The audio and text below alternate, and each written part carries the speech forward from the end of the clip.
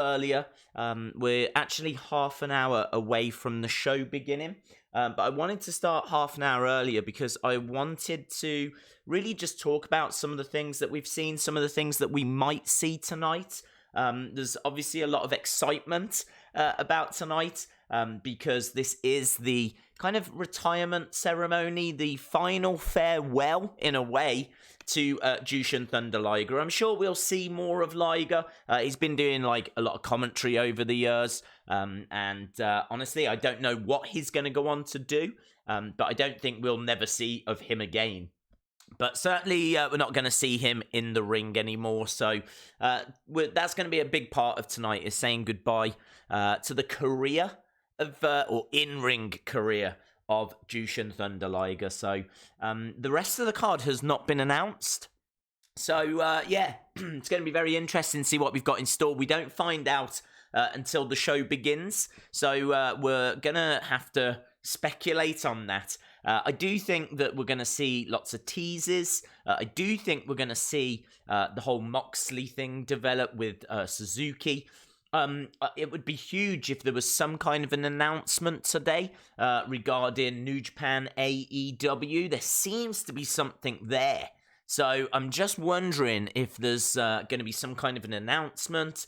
If, I don't know, they're going to do some kind of I don't want to say a show together or anything. That would be absolutely huge, but I do feel like there's something there. There's been a lot of talk about it, a lot of buzz about it. We saw the AEW Championship in the ring during Wrestle Kingdom. That is huge.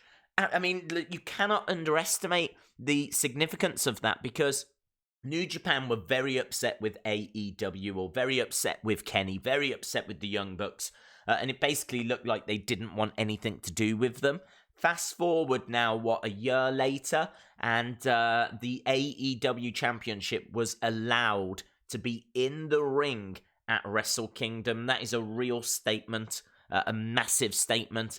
Jericho, in his post-show news press conference thing, said that there's rumours he's injured, first of all. We probably should talk about that. Big rumours that Jericho picked up an injury yesterday. So I don't know what that's going to mean for AEW going forward. We don't know the severity of that injury, but apparently he did pick up an injury. And he said that he wants to see AEW and New Japan work together, which I think we all do, you know. I would love New Japan to work with WWE personally, because I think there's more dream matches if they had worked with WWE. But them working with AEW is obviously a lot more realistic, and there's still some incredible matches. I mean, feel free to let me know your AEW New Japan dream matches, because yeah, it's a never-ending list in a way, isn't it? So yeah, really hoping that we get something there, but I'm not going to be holding my breath on that one. Shout out to Dylan Smith. Shout out to everyone that's joining us. I can see people telling me what time it is where they are, and yes, I fully appreciate that it is late around the world.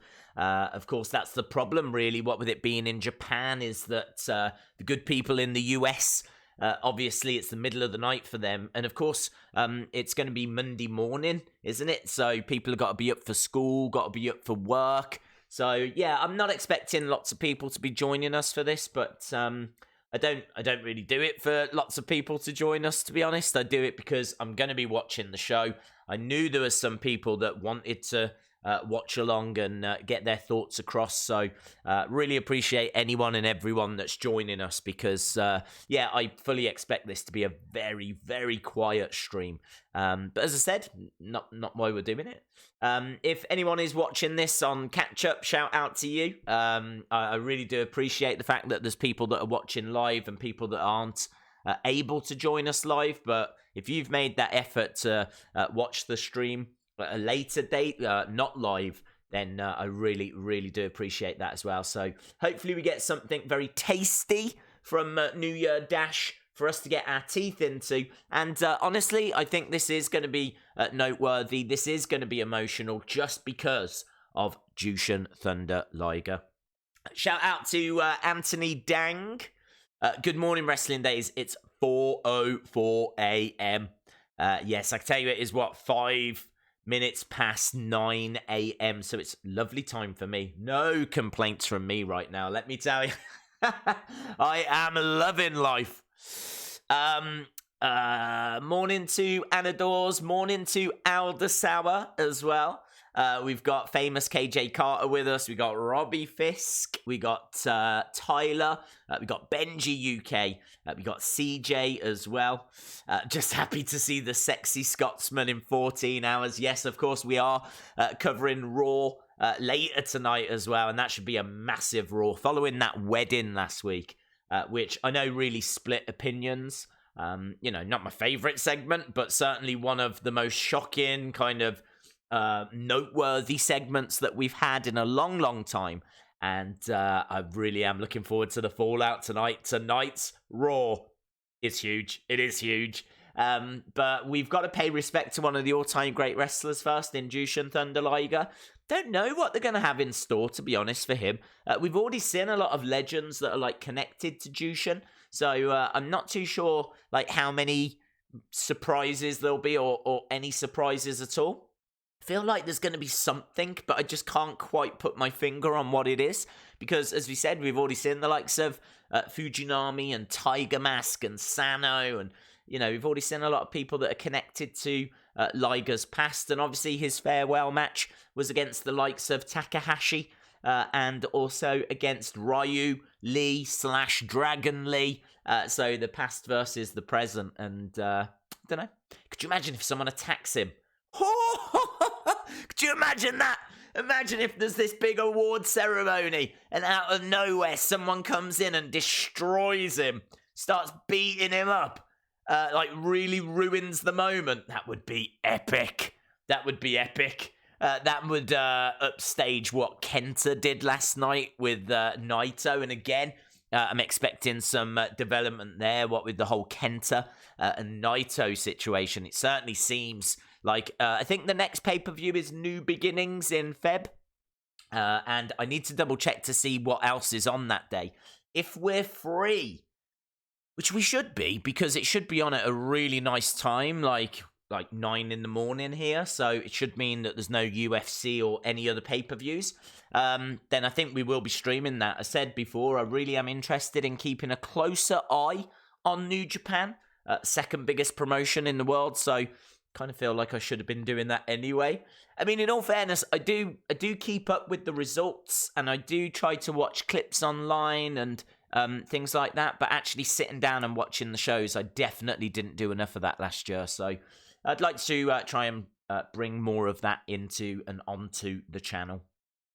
Good morning to Aldersour. What is New Year's Dash, says Zandal. It basically is the Raw after WrestleMania. So if Wrestle Kingdom was New Japan's WrestleMania, which it was, and it took place over 2 days, I think they said over the 2 days they had over 70,000 people in attendance across the 2 days. So really great numbers. That the site at one point was struggling, which means that people were clearly going in their droves to New Japan World to try and sign up and everything. So kind of, I haven't seen any numbers, but I'd expect them to be very strong. I think from an actual in-ring perspective, it was a massive success. I think there were several matches that really caught people's attention, what with Takahashi and Ospreay in particular, and then, of course, the main event, which, as we said, took place on day 2, both of those. Absolutely huge matches, critically acclaimed, and I think they should get some interesting numbers as well. I always call him Juicy Liger. Ooh, cheeky. Juicy Liger. Did you see Dolph versus Ryback on Twitter? No, I didn't, actually.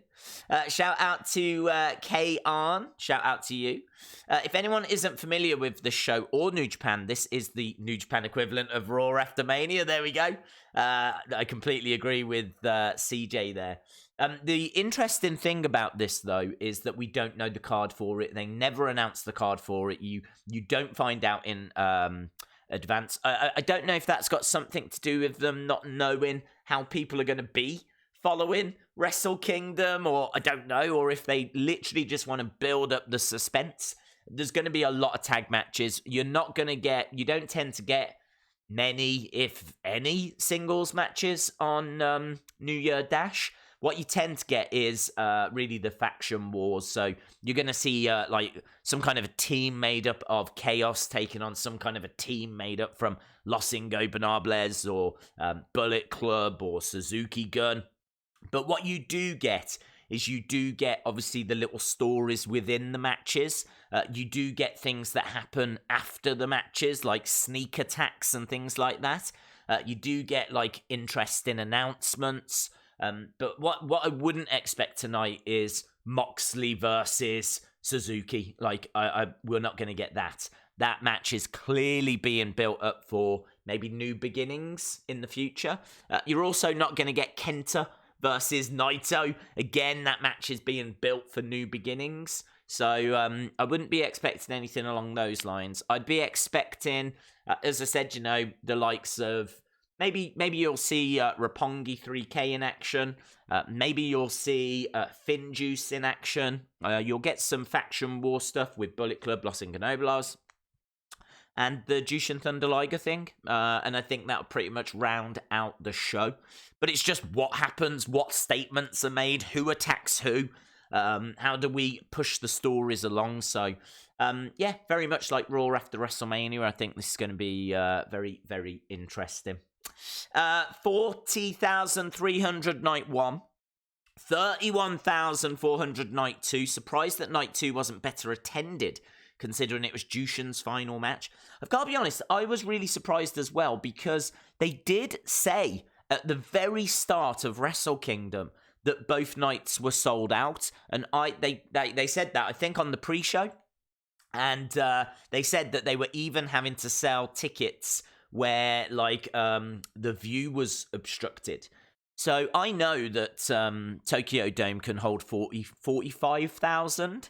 So you can kind of understand 41,000, because part of it might be for the staging, for example, might be taking up part of the seats and whatever. So 41,000, absolutely fine. But I completely agree. I was surprised at the number for night 2 with 31,400. It does seem very, very low, surprisingly low.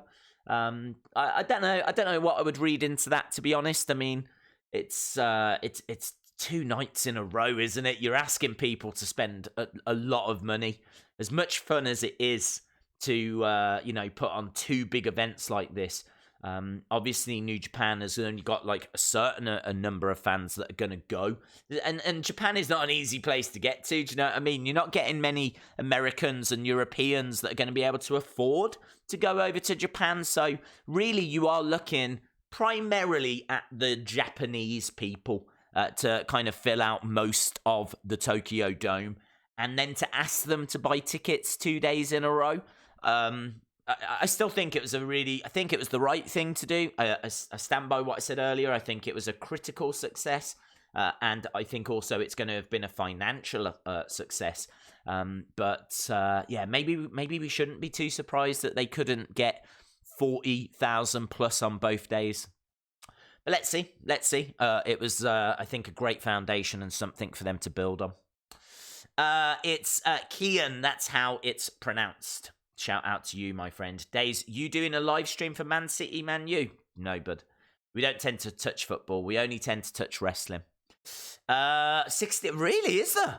I never look to have a look at the numbers. I've got nothing that ever tells me how many people are watching. There could literally be 10 people watching. There could literally be 1,000 people watching, and we really do cover that spectrum sometimes.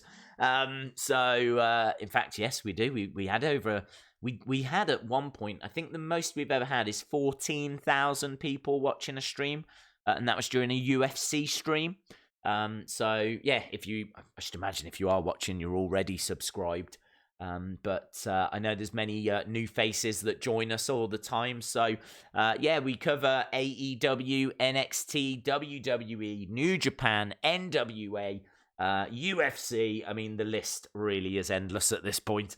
And it's a real pleasure, man. It's a real pleasure to be here with you guys, and I really do appreciate you making that effort to join us. Because, as I said, I know it is early hours in most places around the world. Dave in real life, shout out to you, says here for day 3. Mainly thanks to Wrestle Kingdom being awesome. I'm finding a new love for New Japan. But there we go. This is what we're saying about how it's been a success. I think that these 2 days, and certainly the buzz that has been generated on Twitter, is really going to help New Japan going forward. Really going to help New Japan. So I think you'll see that buzz continue. I think they need a big statement today.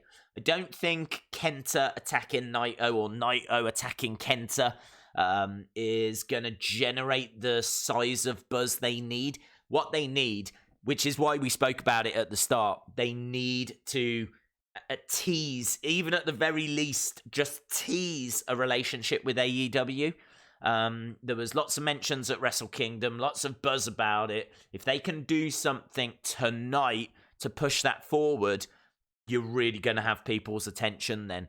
Or bring someone in, but to be honest, I can't think of anyone out there that they could bring in that's going to make a big statement, you know? I mean, you've got AEW that are scooping up a lot of people, WWE that are like tying people down to lengthy contracts. So it's slim pickings really for people that are out there for New Japan to bring in and make a statement with. There's a few names that I can think of, but let's wait and see what they do. Who do you think's going to win the men's Royal Rumble? Well, in regards to that, I'm looking at the likes of Kevin Owens, Roman Reigns, The Outsider, CM Punk. I'd love it if CM Punk was to appear, but I wouldn't hold your breath. I subbed, liked, hit the bell. I want to do more to show how much I love the channel. Dude, that's amazing. Thank you so much.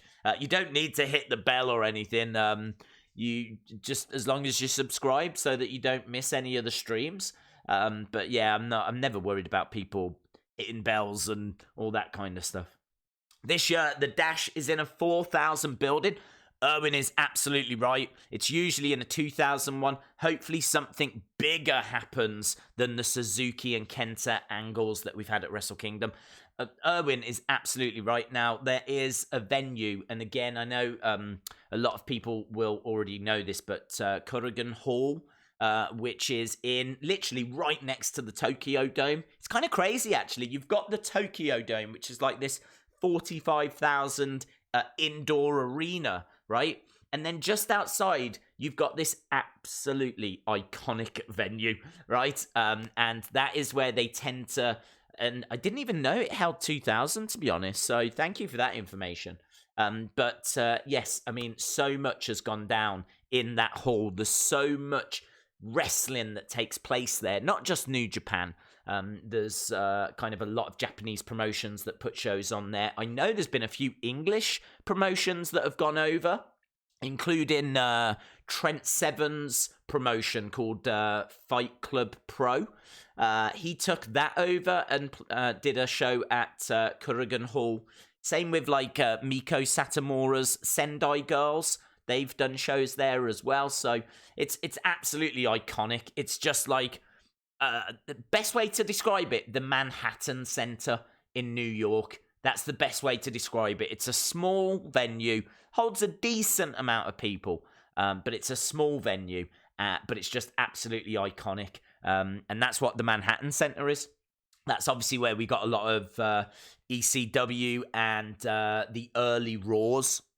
All came from the Manhattan Center. I know that on This Is the NWA podcast, which Elder Sauer in our chat is very much a part of, a moderator over there. They have been talking about where should NWA go on tour. I mean, they should definitely play Suzuki-Gun Hall if they go to Japan. I don't think they will. But if they are looking for venues, then Manhattan Center would be a fantastic one for them to play as well. But anyway, cut a long story short, they're not there. So all that talk about this amazing venue, they're not there tonight. They're actually coming from the Ota City General Gymnasium. They're coming from a gymnasium, not any gymnasium. This is a big gymnasium that can hold double the amount of people. So I completely agree with Erwin there. I really think that if you're going to go big, then you need to go big. So hopefully there's going to be something tasty. New Year's Dash is basically something like Bullet Club versus LIR or some 6-8-man tags. Then there'll be attacks promos to further the singles feuds. Not really any singles matches. Completely agree. Are you going to do more New Japan or only Wrestle Kingdom weekend? I definitely want to do more. We're not going to be covering like the smaller shows, but they tend to do something once a month.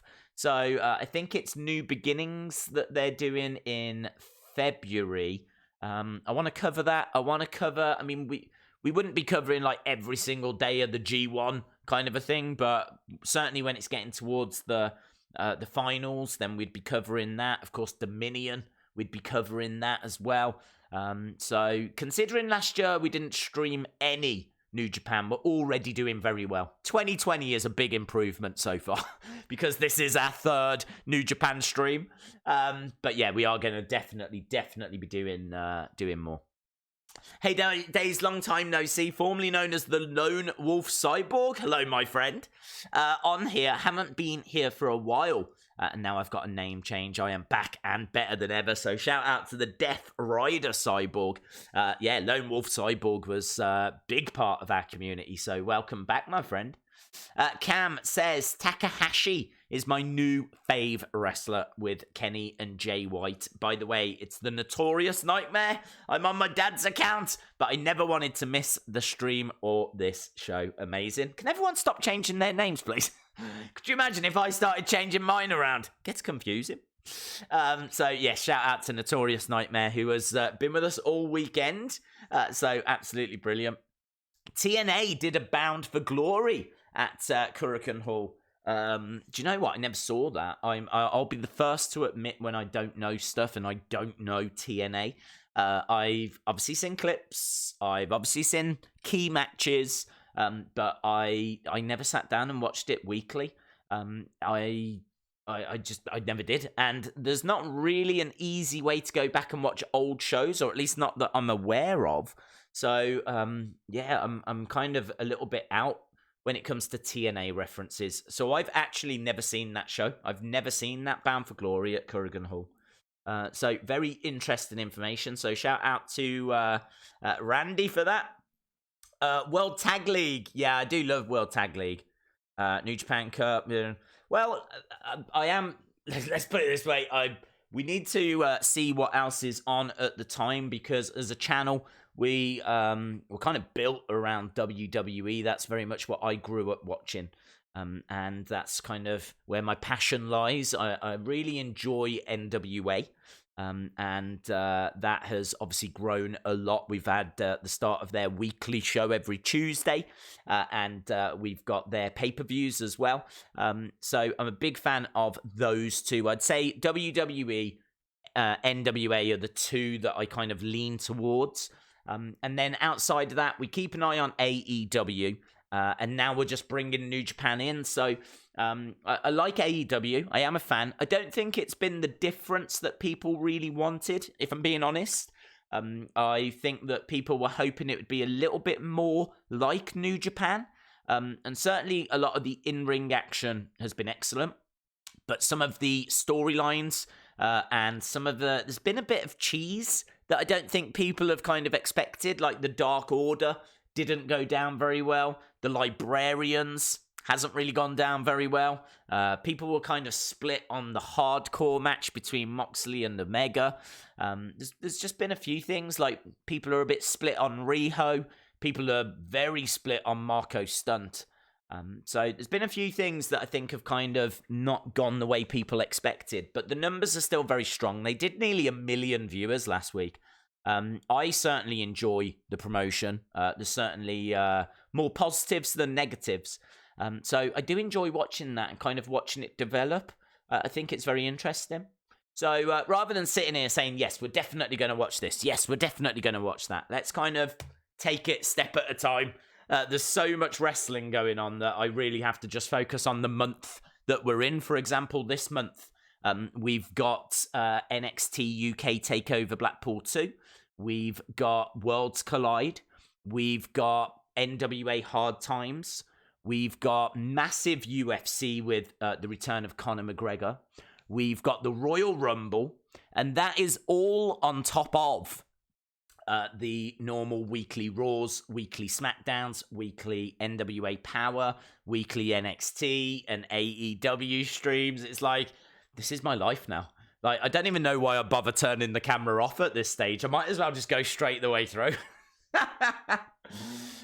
So yeah, absolutely love it though, and really appreciate you guys being here. So after all of that,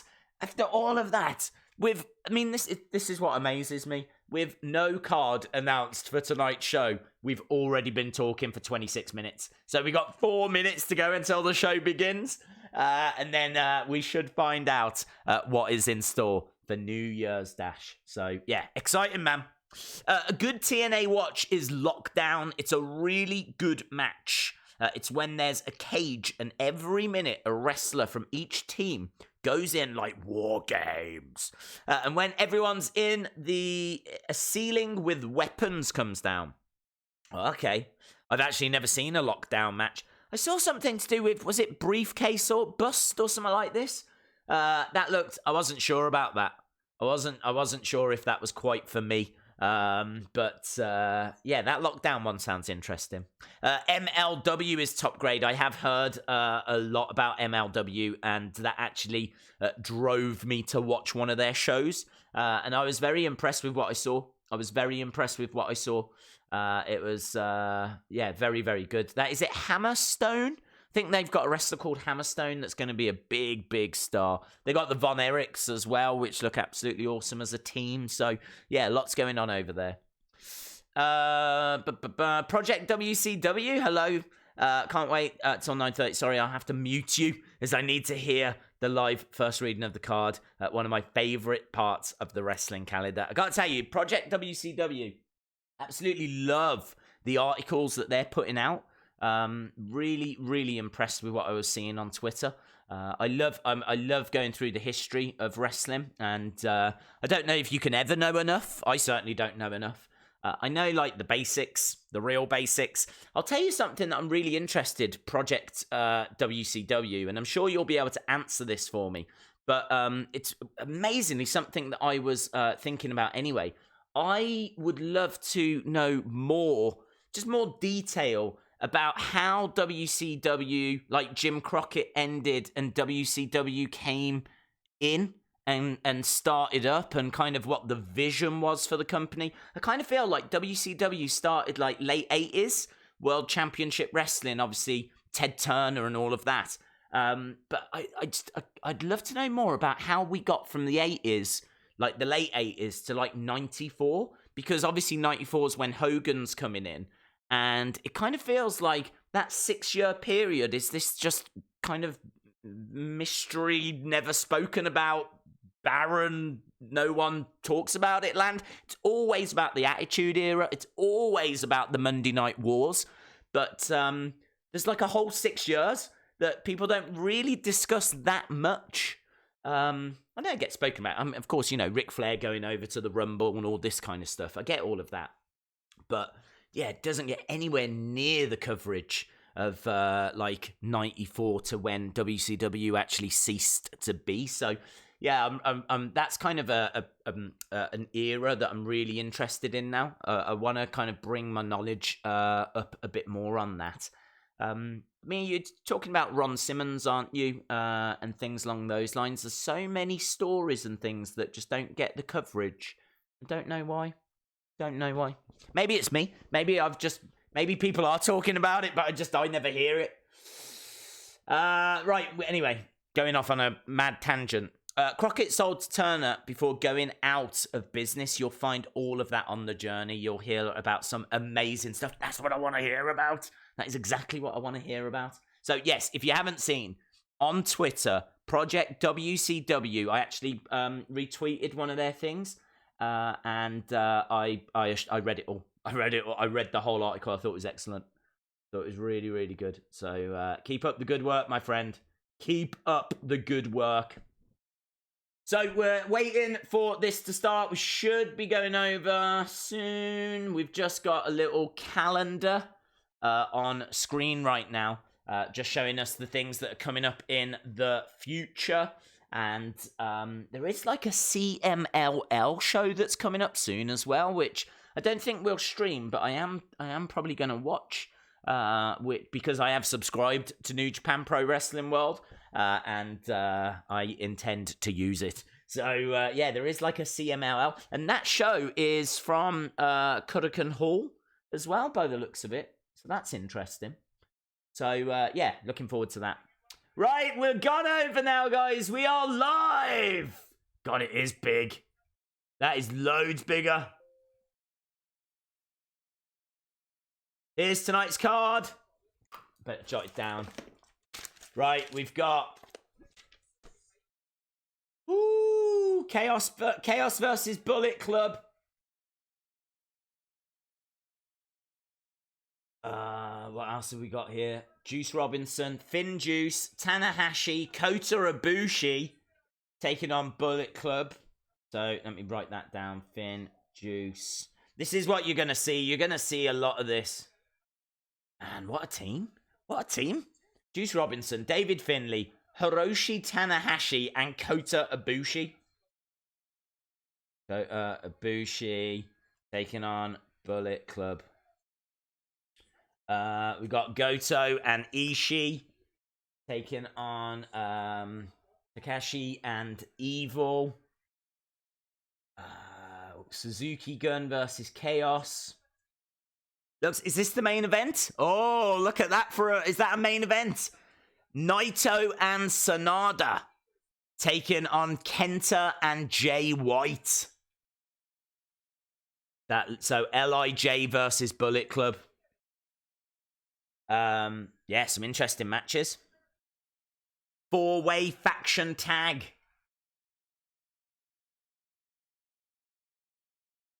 People are into it. And then, of course, we've got Jushin Thunder Liger as well.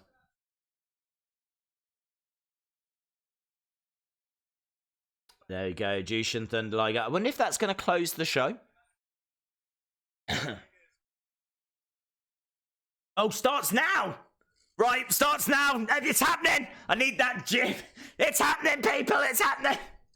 Oh, my days. Oh, my days. Woo! Oh, it's happening. It's happening. Liger retires. Could they have any more emotional music? Do, do, do, do, do. Here we go. USWA was owned by Gentleman Chris Adams, and that is where Steve Austin was trained.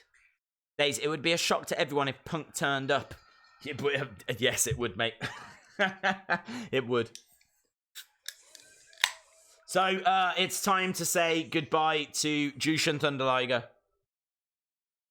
WCW was the flagship show for NWA until 1989, and then was bought out. NWA separate, and the name WCW becomes official, and then the production was the vein of WWE. They still had NWA in WCW though, didn't they? Like the titles were still referred to as the NWA titles, I believe, in early WCW. But Dose of Reality, some really, really interesting stuff there, bud. What a legend. Sad to see Liger go. Yeah, we're just seeing some of his iconic moments here. Oh, look at that. Absolutely incredible. Los Ingobernables and Bullet Club are my favourite groups. I'm torn between the two. I'm personally a big LIJ fan. That's where my alliance is. They're just going through, so right now, they're just going through all of his achievements. So we're probably going to be here until next year's Wrestle Kingdom, because the guy has achieved that much. But the one statistic that really jumps out, obviously, is the fact that he made his debut, I want to say 1984. So he's been wrestling for, what, nearly 40 years, 36 years. 36 years he's been wrestling for. And if we have a look at his championships and achievements, we can see that in Wrestling Observer said best gimmick of 1989, best flying wrestler for 89 to 93. He won it every year, 89 to 93. Technical wrestler, 89 to 92. Best wrestling move, 87 and 88. Match of the year versus Sano for 1990. Most outstanding wrestler, 1990, 1991, 1992. Rookie of the year in 1984. Went into the Hall of Fame, the Wrestling Observer Hall of Fame in 1999. In regards to, he's won championships in Pro Wrestling Noah. He's won the British J Cup with Revolution Pro. He won the Tokyo Sports Newcomer Award in 1985, Outstanding Performance Award in 1994. He is a former WCW Light Heavyweight Champion. In regards to New Japan, 11-time IWGP Junior Heavyweight Champion, 6-time IWGP Junior Heavyweight Tag Team Champion. He won the J Crown. He is the NWA World Welterweight Champion. He UWA World Junior Lightweight Champion, WWA World Junior Lightweight Heavyweight Champion, WWF Light Heavyweight Champion, WAR International Junior Heavyweight Champion, Best of the Super Juniors, 92, 94, 2001. I mean, it goes on. It just goes on. I haven't even spoken about CMLL. I haven't even spoken about Michinoku Pro Wrestling or Dragon Gate or I just don't know. I don't know what to say. There's nothing that needs to be said. It's one of the absolute. I said it yesterday and I stand by it. If you want to make a Mount Rushmore of junior heavyweights, Japanese junior, maybe not even Japanese, maybe you're just junior heavyweights, world junior heavyweights. Jushin Thunder Liger is one of the first people that you're going to be carving into that stone, into that mountainside. And with that, the video package comes to a close. The music plays. And for the final time, Jushin Thunder Liger. God, it's so sad. How many times have you seen him doing this entrance and walking out and just looking like the superhero that he is? Amazing. We said as well, there's a figure that you can get for Jushin that's come out recently. I think it's actually not released until 5 days' time. It's about $50-odd, but you get loads of like swappable heads, swappable hands. Looks absolutely amazing. I think it's a Ringside Collectibles exclusive. But yeah, definitely want one of those. Crowd absolutely cheering their heads off right now. Shout out to Vladimir. Just found out fans can choose the match to become the main event for Wrestle Kingdom. At Wrestle Kingdom 8, the fans chose the IC title over the world title. I don't think they've done that every year, though, have they? I thought that was just a kind of a one-off thing. Okay, we've got the locker room coming out.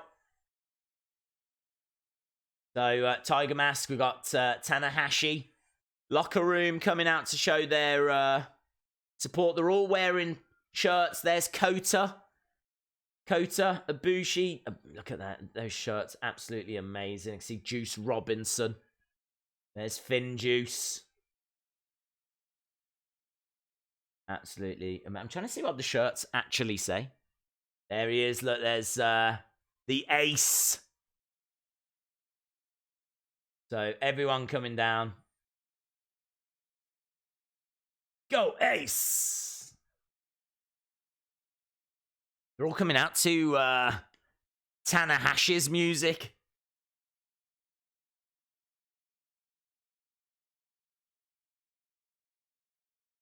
Liger could cut a promo, and that would get over.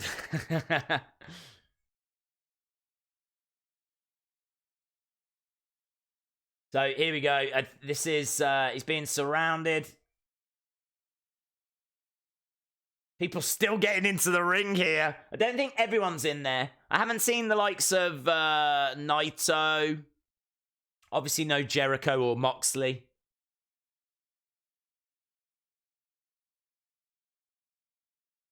Is that largely the Super Junior, the junior heavyweights?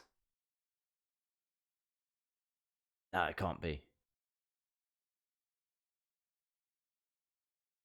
Just different generations of talent, according to the commentators.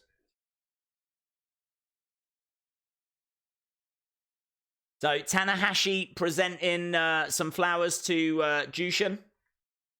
Lots of bowing, lots of applause.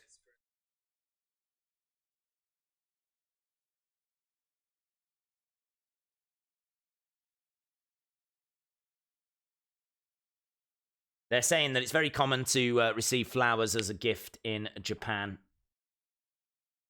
Which, of course, it absolutely is. Kind of waiting. I don't know if something's going to happen, but to be honest, it's such a big, poignant moment. I don't think it is. So, all the talent leaving the ring.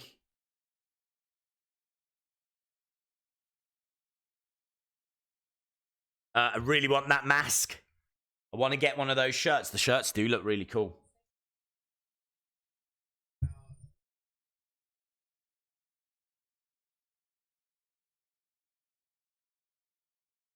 What, Chaos are coming out now?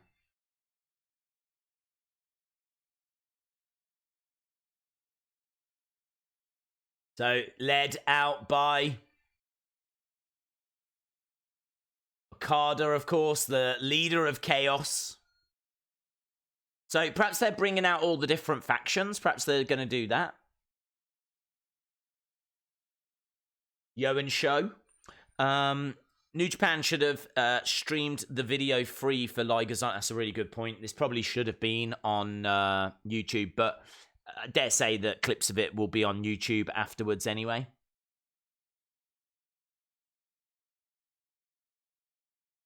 So out they come. Chaos in the ring now. He's going to turn heel. Will Ospreay in there as well.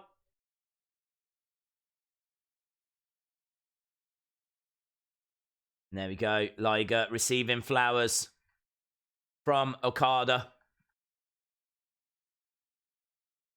Amazing. I mean, even just that moment, you're talking about one of the greatest wrestlers of our generation. Giving flowers, giving thanks, giving praise to Jushin Thunder Liger.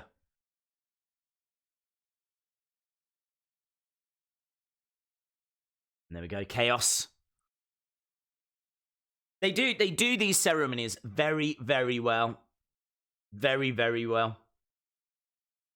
It's, I mean, honestly, they could have, this whole show could have just been just dedicated to Liger. And I don't think anyone would have minded.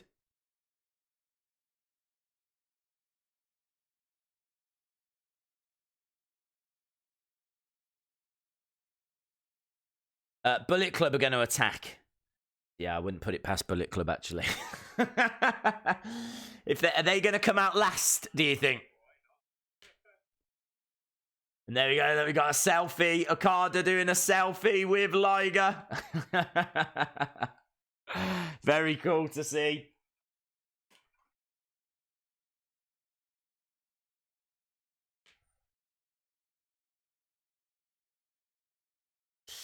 The WCW 900 number. Call it to say don't go.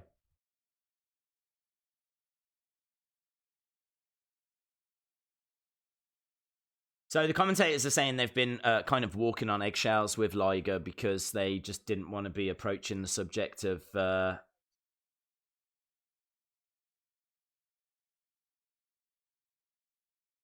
his retirement. The chairman of New Japan presenting flowers. I mean, honestly, Liger's never going to have to buy flowers again. He's going to have so many flowers. It's a lovely bouquet, though. It's a lovely bouquet. It's no less than he deserves.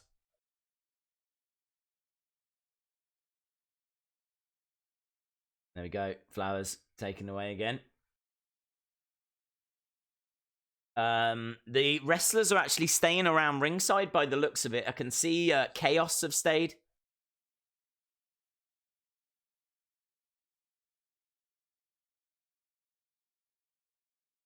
And now the president is coming in with an even bigger bouquet of flowers. Yeah! Amazing. Amazing. We're going to lose Liger in a minute, just under this absolute mountain of bouquets. That's an even better bouquet as well. Do you reckon the president looked at the owner and he was like, definitely going to get a better one than that? Probably went to the same florist and went, you know, that guy that was just in, just bought some flowers. Can you make sure that I've got a better one, yeah? I'd love to think that those little rivalries have been happening behind the scenes.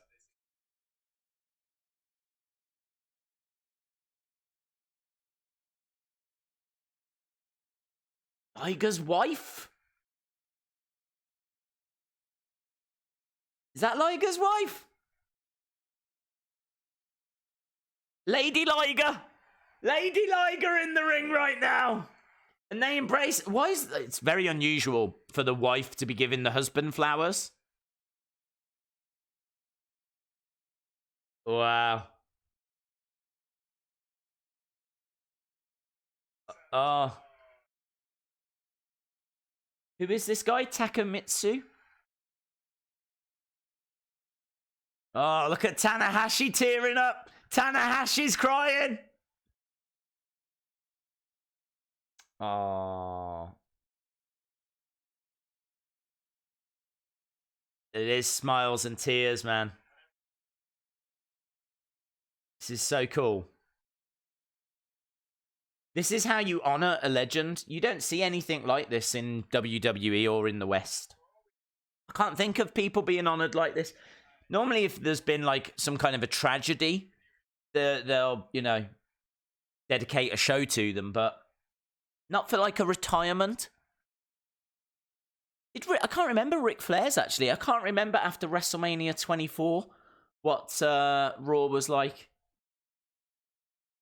And I definitely watched it. So I'll have to go back and double check. I bet he didn't get as many flowers. I can tell you that much. Ric Flair definitely fallen behind on the flower front. Can't quite tell what emotion Liger's got.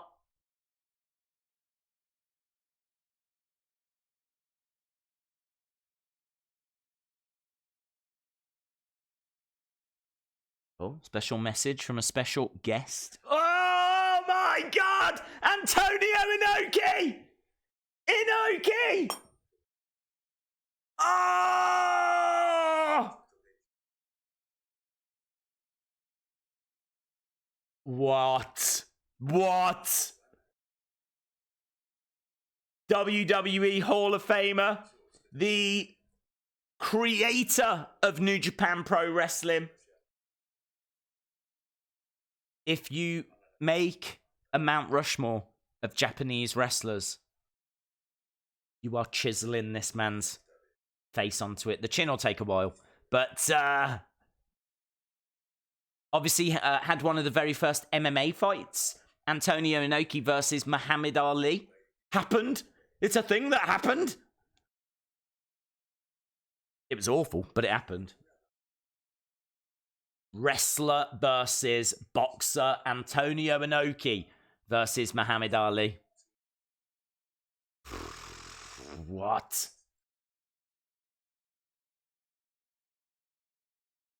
One of the greatest ever, honoring one of the greatest ever. These are the kind of conversations I don't even feel worthy to witness. I've no idea what he's saying, by the way.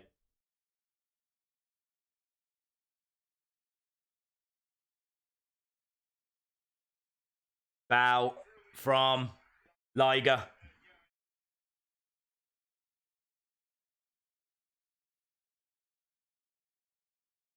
So he was saying, I hope that you stay healthy, and he raises a glass to him, and now we're going to hear from Jushin. I tell you what, just for that alone, the show was worth it. Having Antonio Inoki provide a little message has made this worth it.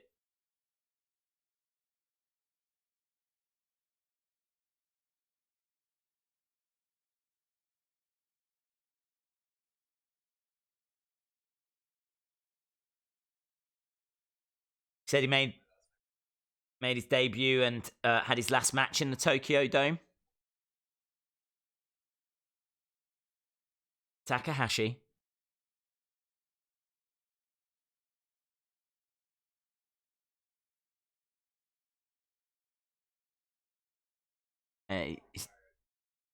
He says, I'm grateful to be able to retire at your hand. Thank you for supporting me. Thank you so much. Oh my God, this is emotional. This is emotional.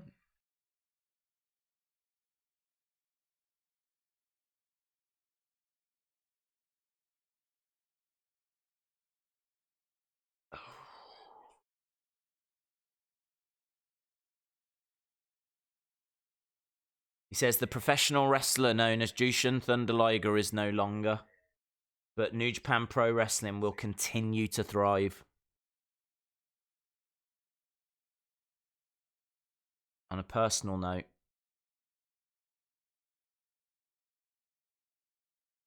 I feel like I'm at a funeral.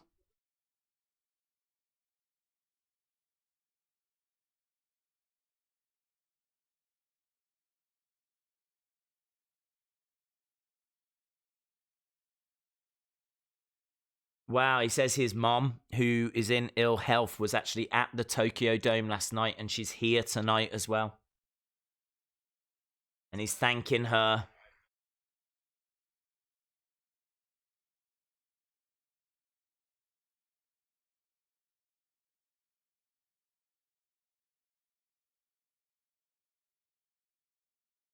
He says, to my wife and to my son,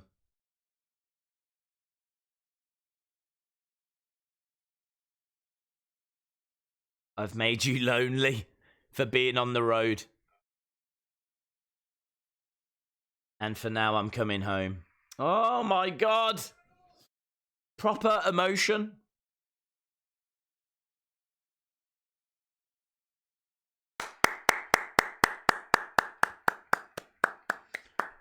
Whew.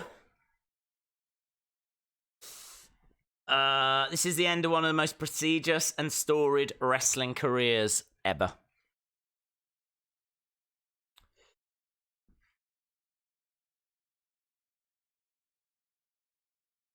Crowd are clapping along. He's removed his mask before.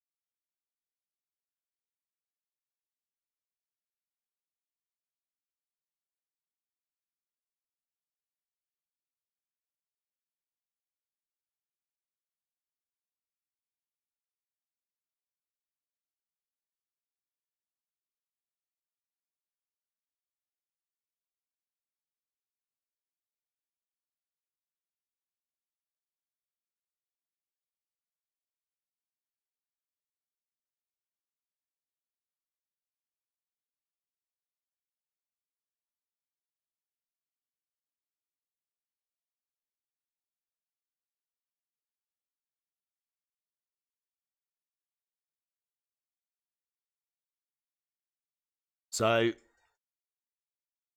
think it was a 10 bell ring salute just to finish it out. A real poignant moment of silence there. And now the crowd clapping along.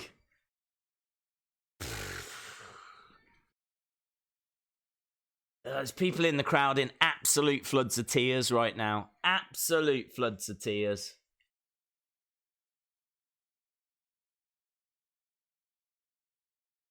Asking him to go back in. Okada's asking Liger to go back in.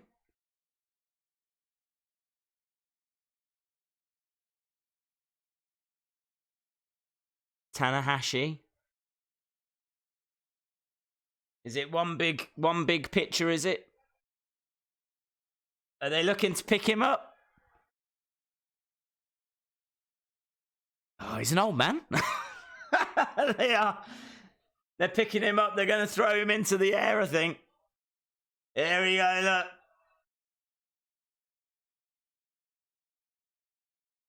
They throw him up into the air. Forgetting that he's in his 50s. Forgetting that his heart might not be able to take it.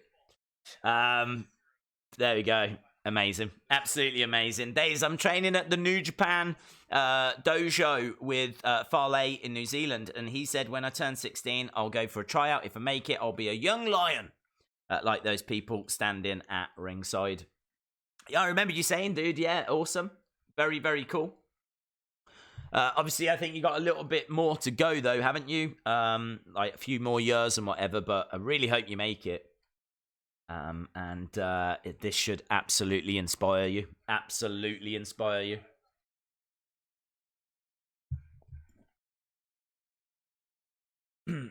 So, 26 minutes in. A lot of emotion, a lot of ceremony, a lot of can't even say the word. Presentations.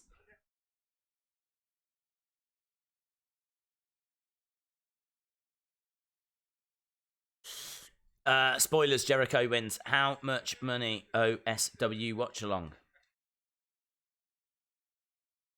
What? OSW watch along? I don't understand. Days, did you know Liger was in the first televised Yes, he was, yes. Got mentioned yesterday. That was in the Mall of America, wasn't it? Against Brian Pillman, yeah. Good knowledge, dude. How long is this? I think the show will be on for a couple of hours. It's not as long as like Wrestle Kingdom, and I think they've probably put the first half an hour aside to honor Jushin Thunder Liger, and honestly, it's been a pleasure. It's been a real pleasure. It's been absolutely fantastic to watch. Clapping along, that's his wife and son. And they're all singing along the words. I've been watching Liger's matches all day for the first time. They gave him the bumps. Haven't seen that in a long time. No, very true. Apparently, they were saying it is quite a tradition in Japan.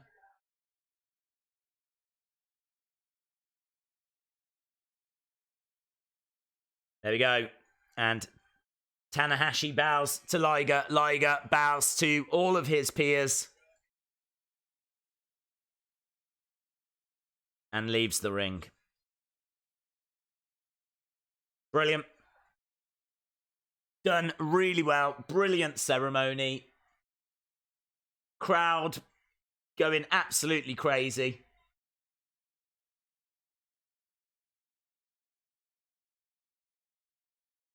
And it's got to be a hard thing, isn't it? That's been his whole life. Look at that moment where he's walking away now, looking back at all of that talent in the ring. As the crowd absolutely going bananas. Absolutely losing their minds.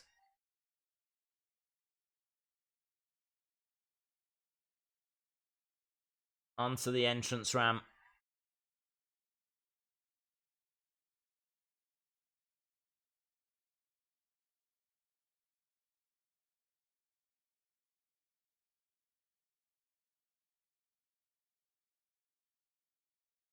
So apparently Liger was the one that said, I want my matches on first. He was the first match on day 1. He was the first match on day 2. And his retirement has been the opening part of this.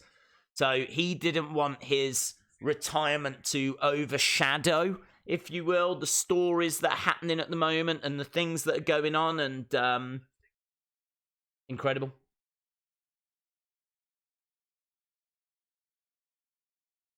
So, okay, we can turn our attention to the actual show.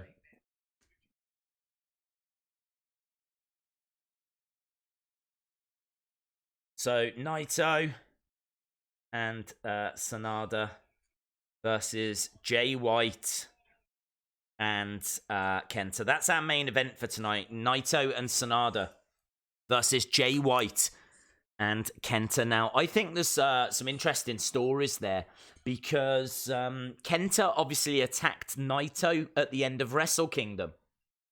And I did question at the time, how does Jay White feel about that? Because Jay White is the one that's the leader of the Bullet Club. Jay White is the person that wants to put himself in the situation where he can go for the title.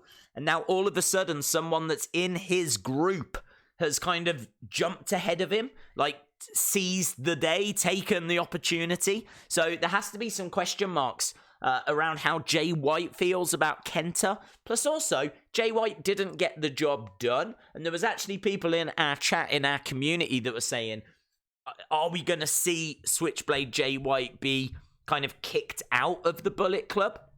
I'm not sure we're going to see that, to be honest. But again, there's a lot of potential for things to happen here. There's a lot of potential for things that could go down in that main event. Naito, as well, is going to get his hands on Kenta following Wrestle Kingdom. So there's a lot of stories there. There's a lot in that main event. So very, very excited for that. And then the undercard has got a lot of faction wars and things going on. Should be some really great wrestling. It's always a good, fun night. And as we said, if nothing else, it was worth watching just to see Jushin Thunder Liger be honored in that way. Hello to Harsh Prathai. Hope you are well. Persona Fox says Kenta is going to attack Jay White. I could see that. I could see that. I could see Jay White get attacked and maybe be kicked out of Bullet Club, and Kenta takes over Bullet Club. Kenta becomes the new leader, then goes after the title. Yeah, I could definitely see something along those lines. So let's wait and see. Let's see what's in store. It's going to be very, very exciting. So Tama ain't the leader. I think that Jay White has kind of taken to the forefront, hasn't he? He's kind of the most prominent. And I can see trouble in Bullet Club. Let's put it that way. I can see trouble in Bullet Club. Jay White has just moved down to Florida, but maybe just for the sunshine. Well, there's that big rumor, wasn't there? That big, big rumor that WWE are interested in Switchblade Jay White. And normally contracts are up around this time. If something happens here and Switchblade is attacked and is kicked out of Bullet Club, there's going to be big, big rumors that he'll be in the Rumble. Let's put it that way. Big rumors that Switchblade will be in the Rumble.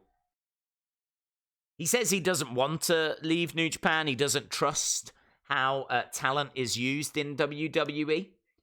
But, you know, those rumors will start. And it was only yesterday that Sportskeeda were reporting that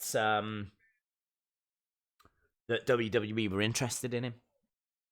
But I don't know when his contract is up, to be honest.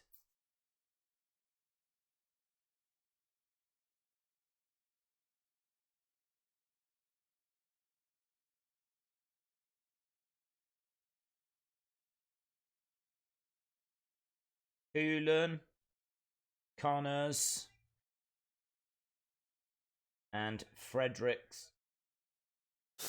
Days, I'm now back to my Notorious Nightmare account. Welcome back, my friend. NJ Dash, hashtag NJ Dash. If the money is big enough, Jay White would sign. Money talks. I think it might take a little bit more than just the money, to be honest.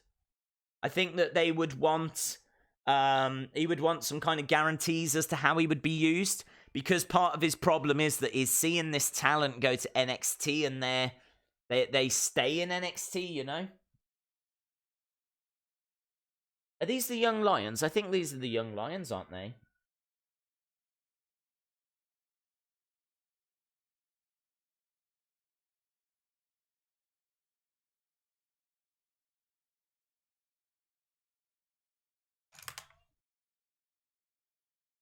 Is this the two dojos?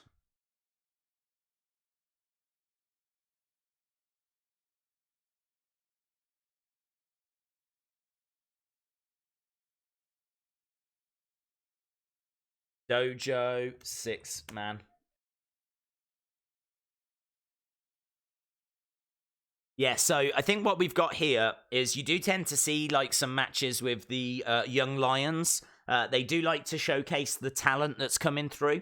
So to kind of put this into WWE terms, it would be like taking 6 of the best people from the Performance Center, kind of taking them and putting them into a 6-man tag, really showing off what they can do and what the future's going to look like. And obviously, you know, we've seen a lot of these young lions, as they're called, kind of coming through and going on to main event Wrestle Kingdom and thinking along the lines of Okada and people like that. So you will see some great talent here. So this looks like it's 3 representatives from the Farley's dojo and 3 representatives from the LA dojo. They did mention the Farley dojo. They did, yes. This is the dojo 6-man tag. So not familiar with these names, but just a nice way to kind of start off the New Year's Dash in a way. So yes, we are underway with that.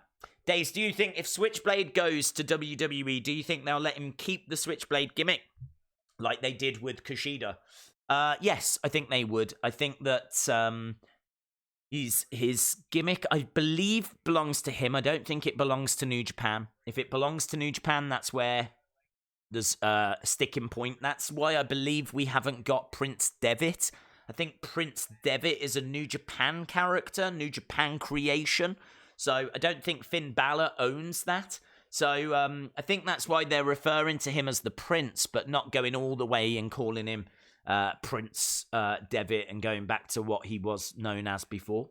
So I don't believe he owns that. I think New Japan own that. I don't know who owns Switchblade, but I think they would try and keep it on him, to be honest. I know they changed Finn Balor when he moved over, but again, for that reason.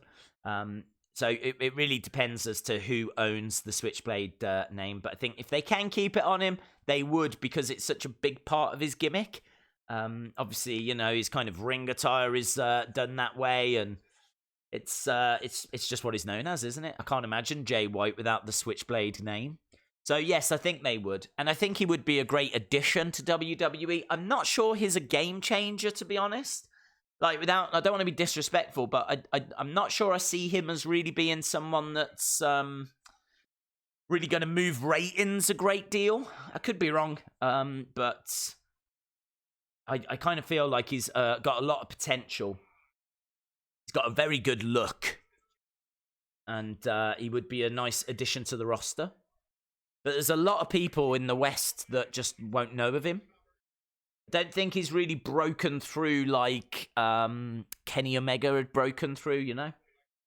Nice uppercut. I've got literally no idea who these people are. I've written their names down, but it's not going to help me. They're all wearing the exact same ring attire. They're all in just black trunks. Because obviously they haven't really got gimmicks or anything at this stage. They're just learning the craft. Getting this opportunity to wrestle in front of a very big New Japan crowd. Very big New Japan crowd. Nice shoulder charge. I really hope he doesn't go to WWE. That would ruin him. Fun fact, Bayley came to New Zealand just to see the Farley dojo because her husband trains with us. I had no idea. I had no idea that her husband was training at the Farley dojo. That's amazing information. Where can you watch this show? Well, this show has started about 40 minutes ago, and I'm watching it on New Japan Pro Wrestling World. So far, we're 40 minutes in. Half an hour of that was taken up with Liger and Liger's retirement ceremony. Done really well. There was no attacks or anything along those lines. As we said, just done really, really well. And we're now at the point where we've got the young lions showing what they can do. The two dojos going at it. Against the ropes, getting slammed down. Nice power slam. Days, how's it going, bud? It's so weird seeing you stream in the morning. But anyway, just want to say, I won't be able to join the Raw stream tonight, but I am here at SmackDown. Well, shout out to you, Ben Russell. Yes, we got some big streams coming up this week. We've got Raw, obviously tonight. We got SmackDown on Friday. We got NXT and AEW. So, yeah, there's a lot to look forward to. There's a lot going on. So, see you Friday. Brian, shout out to you. It's, as we said, on New Japan World. Anna's watching it on Twitch, though. Didn't even know it was on Twitch, to be honest. There we go. It's on Twitch. I'm watching it on New Japan World. Oh, lovely. Lovely spinning back kick. Loving that. I like the look of this guy. Who's this guy? Samoan drop. Real intensity.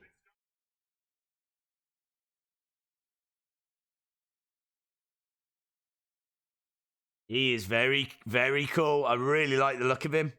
Against the ropes. Went for a clothesline. Missed round the back. He's picking him up. Looking for a German, but it's reversed. Hurled into the corner. Big chop. Spear! So this team working really well together.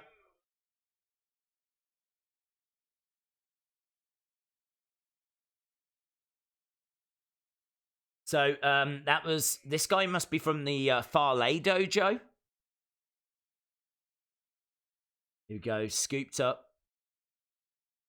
They still haven't said his name. I still haven't heard it. He's got it written on the back of his trunks. Henare. Henare? Nice vertical suplex, man. It is Henare. There we go. I'm going to circle his name. He has just earned himself a circle. There we go. His name has been circled. Henare. I like the look of him. His ring attire, actually, isn't just plain black. So he's got a little bit of detail on his ring attire. I wonder if that means he's not a young lion. Perhaps he's a little bit more established. Looking for a double underarm suplex, but not able to get it. Big European uppercut. Oh!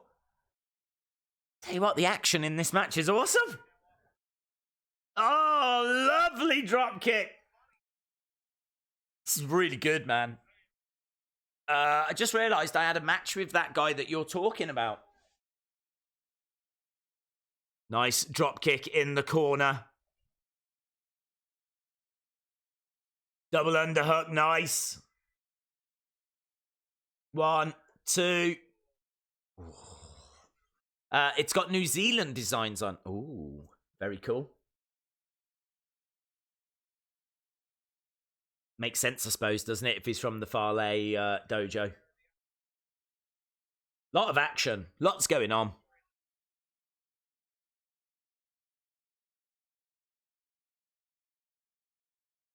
He is turning him over. So, nice little Boston Crab in place right now.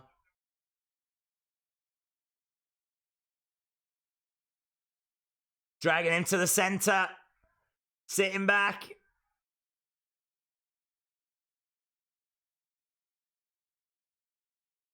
Now we've got all 6 men in the ring. He's now in the circle. He was a young lion 2 years ago. Oh, thank you, Alderson. Thank you for that information. Days after Wrestle Kingdom, I won't be able to watch Raw. It's boring. I just came here from a Spark Plug theme song. How random. Shout out to you, Owen Hart, WWF. Shout out to Becky Lynch, WWE. We're in the early stages of New Year Dash here. We're just watching the Young Lions. It's kind of difficult to commentate it because I do have the names written down, but I have got no idea as to who any of these are. Lovely little small package. Kick out, though. The action is brilliant, though. This is still going to be better than any match you see on Raw or SmackDown this week. Oh, he botched the kip up. He managed to botch the kip up. Poor guy. Poor guy. He tries to kip up and then he kind of staggers back. It's not the most embarrassing thing I've ever seen. Nice single leg Boston Crab. Single leg Boston Crab.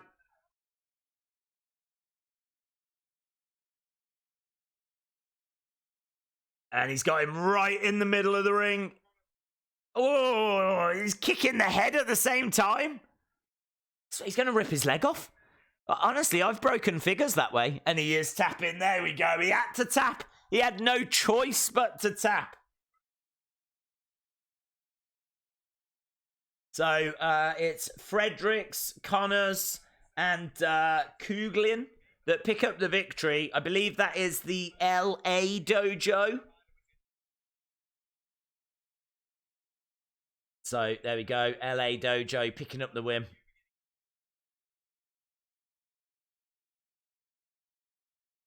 Love that they show the young up-and-comers in such a prominent place on the card. I agree. I think it's fresh and interesting.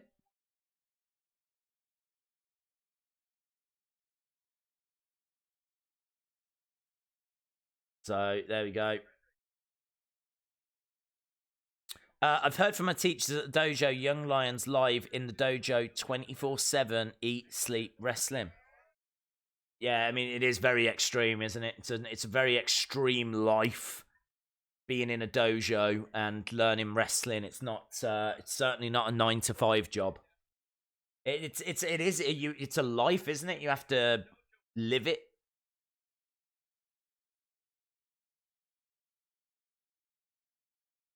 Can you make any sense of those crazy Ultimate Warrior comic books? No, bud. No. To be honest, I've never paid them a great deal of attention. I know that part of the deal of Warrior coming back to WWE around, was it WrestleMania 12? Was that they had to help sell the comic books or buy a load of the comic books. And apparently they just couldn't shift them.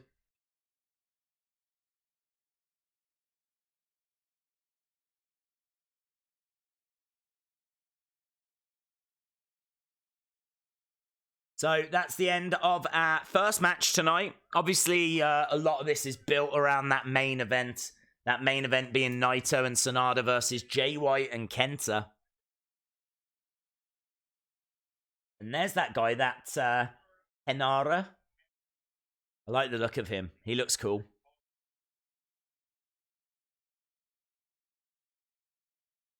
He looks cool. Jericho and Moxley are both still in Japan, so AEW could invade. Well, that would be noteworthy, wouldn't it? That really would be something. I mean, AEW as like a separate faction, I think would be absolutely amazing. We've got Bullet Club, we've got Chaos, we've got Los Ingobernables, we got Suzuki-Gun. Could you imagine if AEW was kind of added to that faction list? Be amazing. Okay, we've got Bullet Club graphics.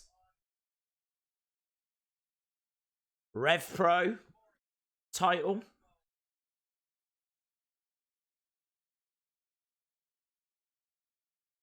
So this is going to be Show and Yo.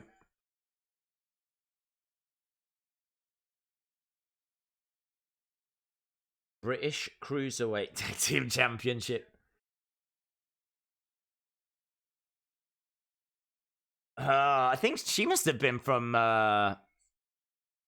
maybe from the UK, or she looked like she was certainly from either America or from the West.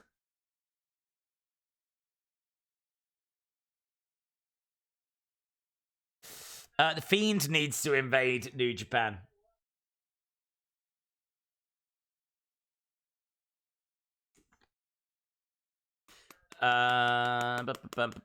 What is Dave's watching now? This something from Japan. Yes, this is New Japan. We watched Wrestle Kingdom. We enjoyed Wrestle Kingdom.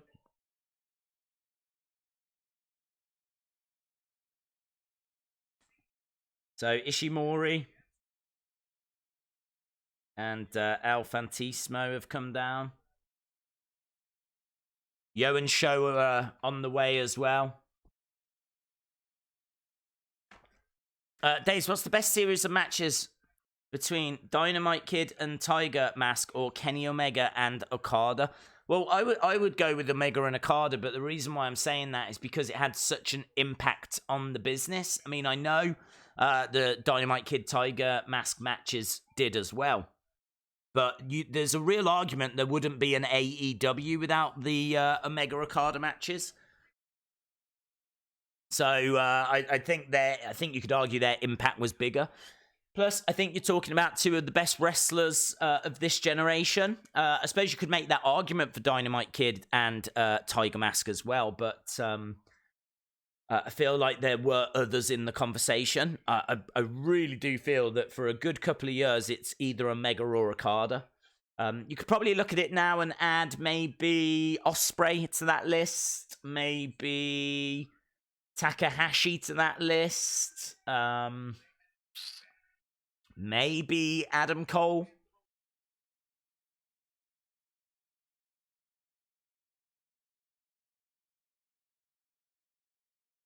Days, we answered that one. Is Ring of Honor a faction in New Japan? Nope. No, there was a working relationship, but I don't know if it still stands, to be honest. We were seeing the likes of Jeff Cobb and obviously Marty and Young Bucks, and there was a good relationship between New Japan and Ring of Honor, but as I said, I don't think it's there now.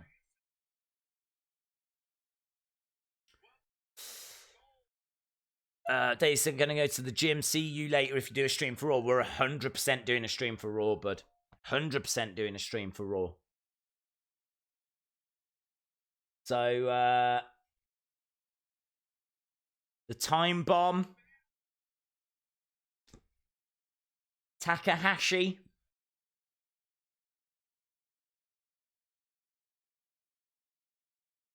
Really building this up, this entrance, aren't they?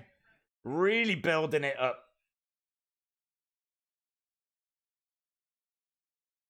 Here he is, the Time Bomb.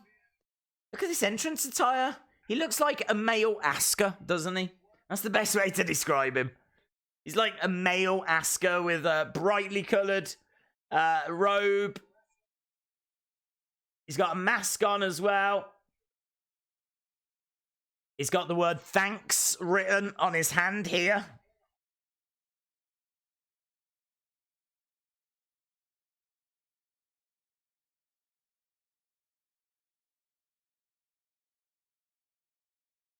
So apparently Takahashi promised to Liger that he was going to continue to push the junior heavyweight division like Liger had done in the past. So we've got Bushi, we've got Takahashi. I think we're just waiting for Sho and Yo now.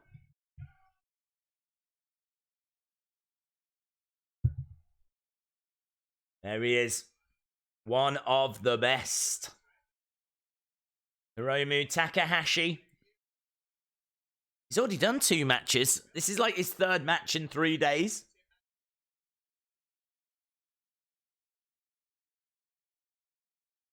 Really wish we could see Kenny Omega versus AJ Styles match. That would be amazing. That would be amazing. I mean, just not going to get it, unfortunately.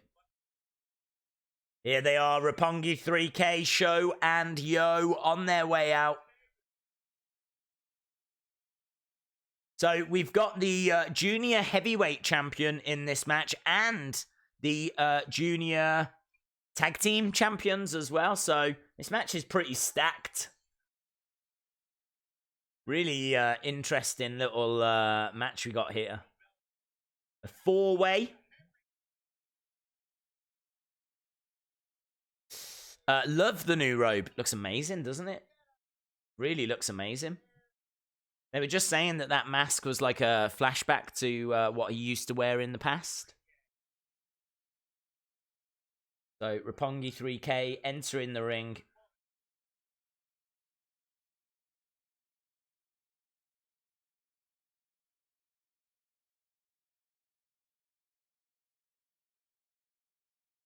So, obviously, showing you from Chaos. We've got Bushi and Takahashi from LIJ. Oh, we're underway. We're underway. No messing around. Right. This is a faction 4-way. I think that's the best way to put it. Faction 4-way featuring the junior tag team champs and featuring the junior heavyweight champion as well.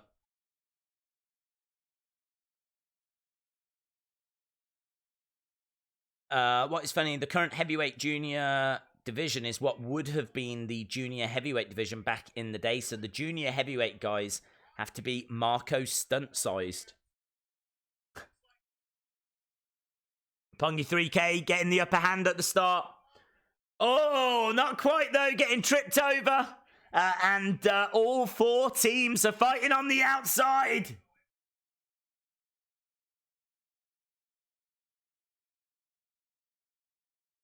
Takahashi in the ring.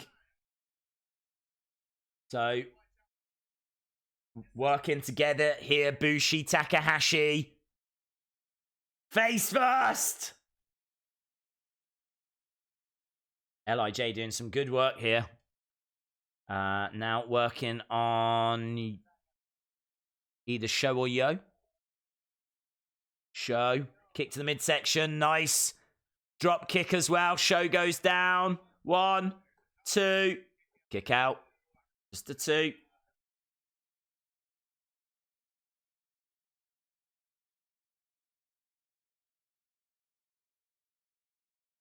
Have you ever been to Australia? I haven't been to Australia, my friend. No, unfortunately not. Nice strike by Takahashi. Goes against the ropes. Roppongi both in the ring together, working together. Oh, that was nice.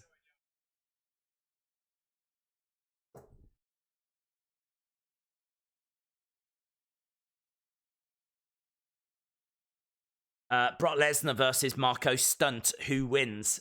Definitely the fans. Definitely the fans win on that one. I would love to see that match. That's a dream match, that is. Brock Lesnar versus Marco Stunt. Nice springboard senton.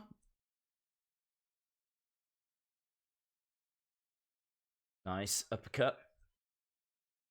Takahashi on the receiving end at the moment. Ooh, gets thrown head first into the corner. So, some lovely work here by Ishimori and Al Fantismo.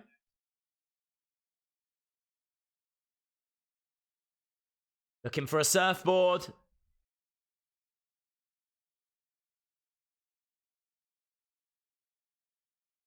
Heck, shout out, certainly. Shout out to Ryan Bird. Okay, Al Fantismo.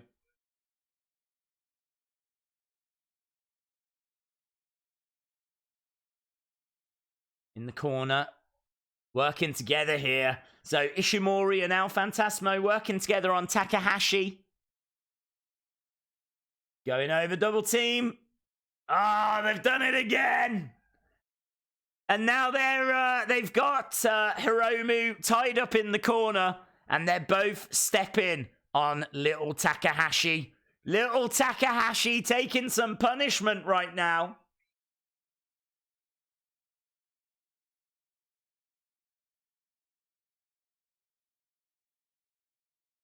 Right, to the outside. I think we've got all 4 people on the outside. Like, there's so much fighting going on. Takahashi going into the railings. Oh! Leg drop to the back of the head. Man. I think he just got hurled on the outside. Some of these camera cuts, you don't quite see everything. El Desperado now is working on Hiromu. Throws him into working together. If Brock likes someone, he'll go out of his way to work with them. If he doesn't, you get stuff like his match with Ambrose. That's a good point. The only dream Marco Stunt would have, it would be a nightmare. So we've got 4 people in the ring now. Working together here. Ishimori, El Fantasmo, El Desperado, but Yo and Sho coming in. Hiromu down. Hiromu's the one that's taking a lot of punishment here. Hiromu is getting absolutely battered. And again, Takahashi just being stomped on by all of these. There is a big target on Hiromu as the junior heavyweight champion.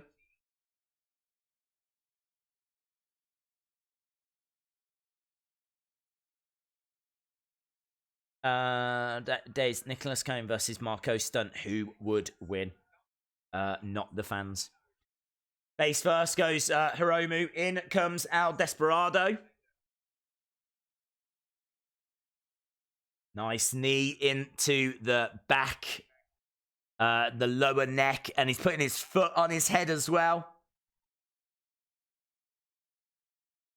There we go, pull him back. Don't forget, you know, the problems that Hiromu has had.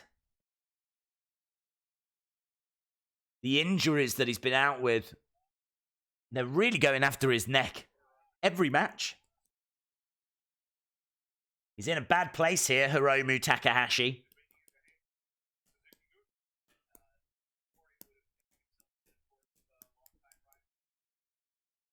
Nice. Big chops. Knee to the midsection. Elbow to the back of the head.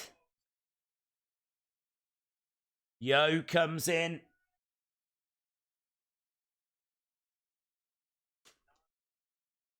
Can't wait to watch Raw. It's going to be a lot of fun, dude. The fallout to that wedding is going to be absolutely insane.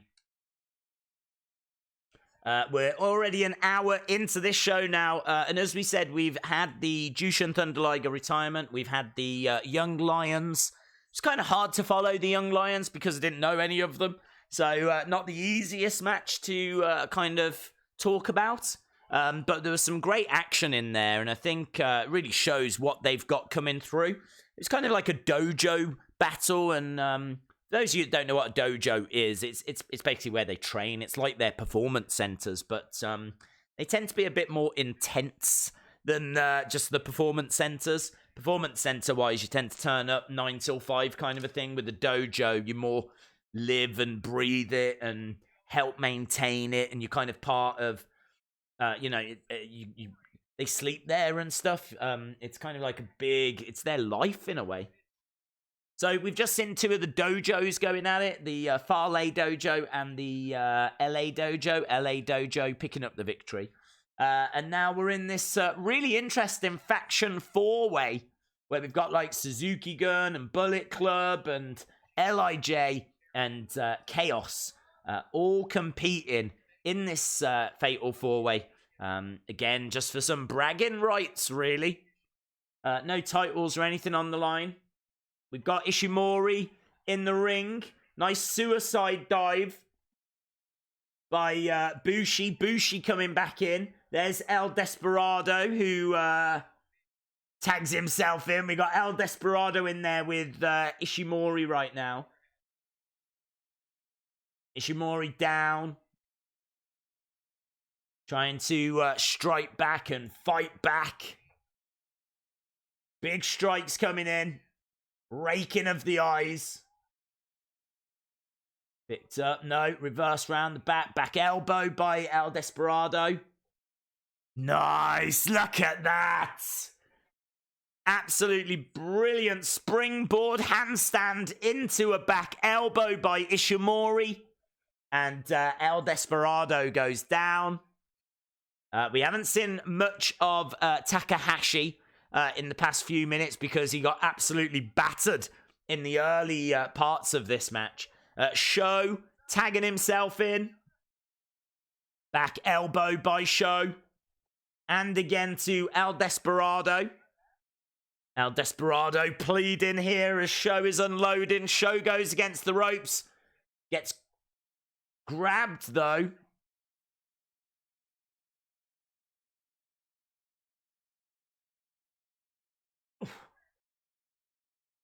Nice spear.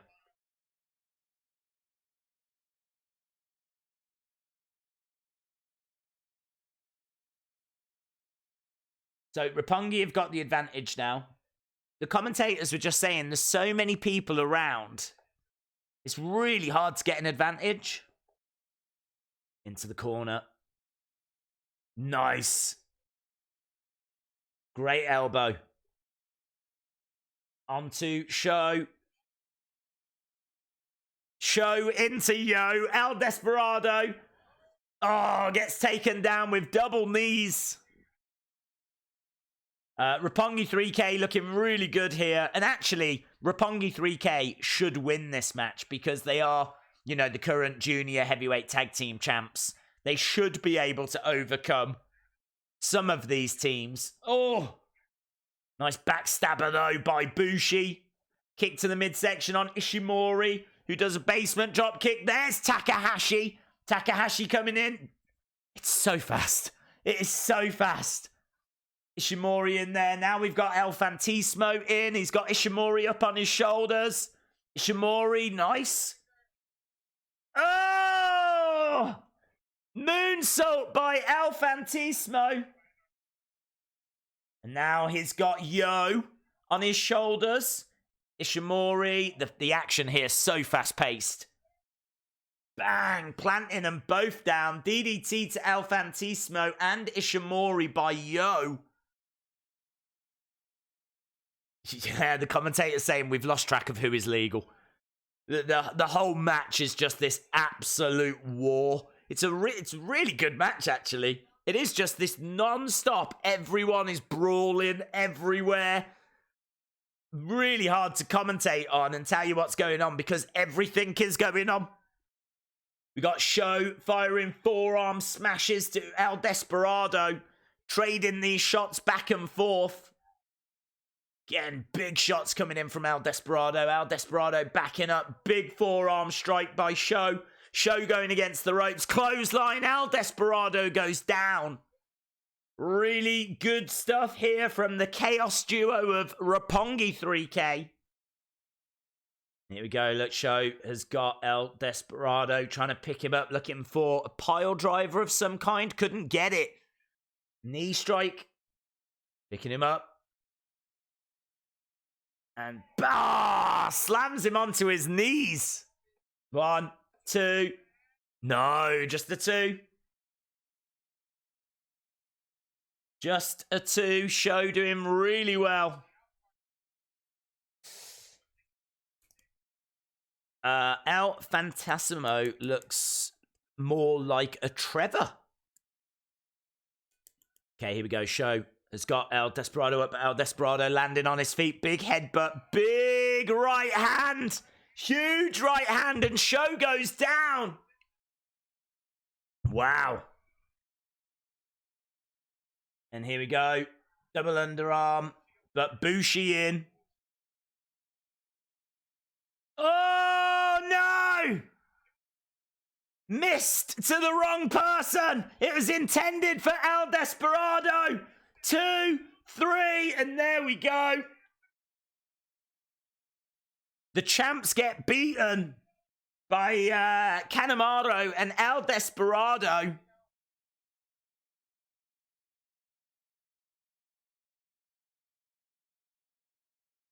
Wow. All thanks to the mist. Going right in the face of Sho.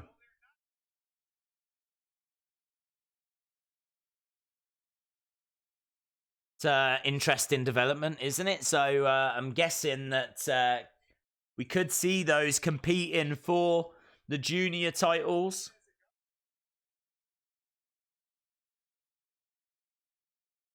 Kanemaru, Desperado, picking up the victory.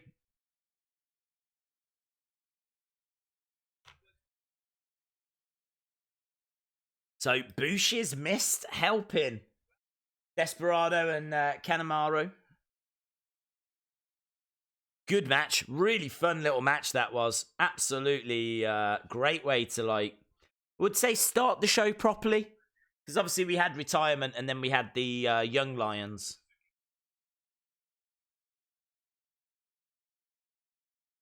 So victory for Suzuki-Gun.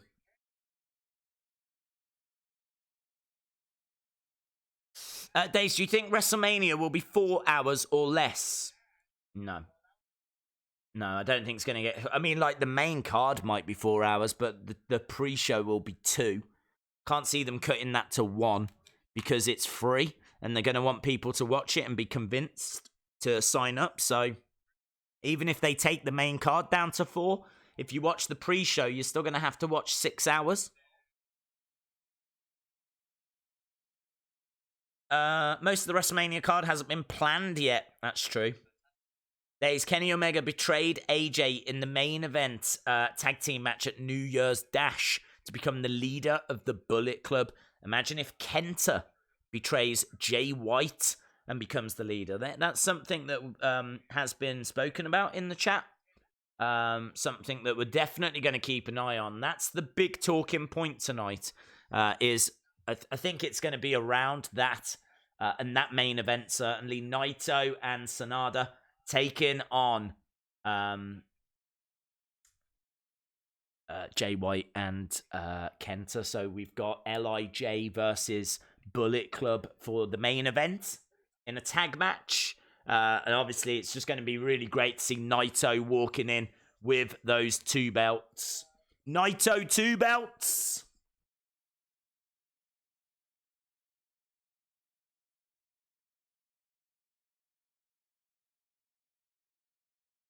Gorillas of Destiny now.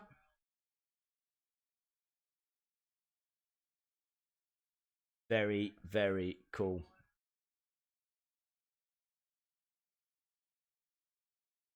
This is great entrance music. I love their entrance. They're right up there with some of my favorite entrance music. Gorillas of Destiny.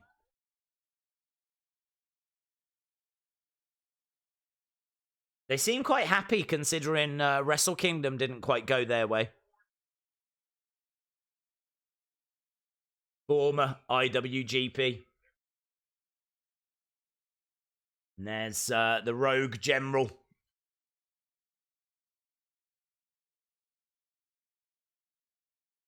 So 8-man tag match now.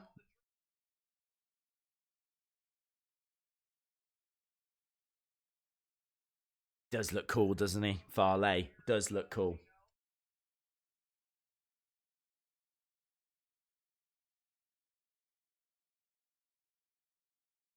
So Chase Owens.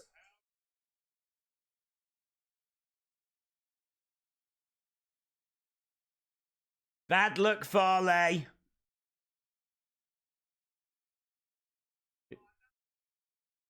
And Gorillas of Destiny. Tongaloa and Tamatonga.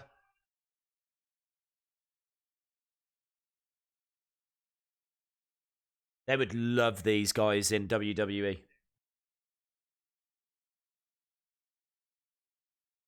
So, Bullet Club are out. Who are they facing? Shout out to Lewis Lloyd. Hope you are well. Will we see the Bullet Club bunny? I don't think so. I don't know, actually. I hope so.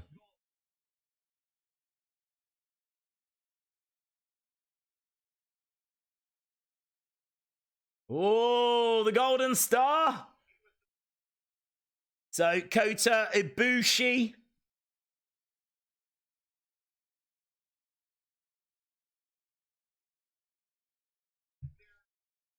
Days I need to go to do other things. Have an awesome stream. Shout out to you, Randy. Thank you so much for joining us. Really appreciate it.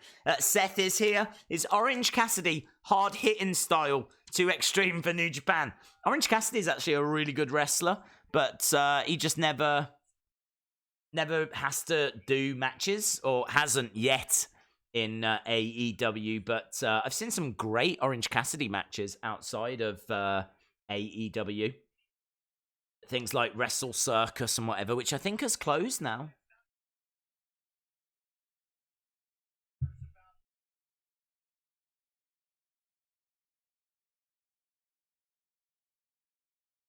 So it seems like Bullet Club wants Ibushi to join them. Commentators are just saying that Jay White has been teasing that Ibushi might be tempted. Chase Owens has been offering the hand of friendship. So, yeah, it'd be quite interesting if they do get Ibushi. And here's Tanahashi. My God, this match is going to be insane. Look at this. The Gorillas of Destiny, the former tag champs, plus Chase Owens, plus Bad Luck Fale, taking on Kota Ibushi, Tanahashi, the ace. The ace of New Japan, still smiling following that defeat to Jericho. Jericho at his press conference said that the portal, is it? The forbidden portal is closed, but it doesn't have to remain closed. Again, just teasing that there could be work in the future.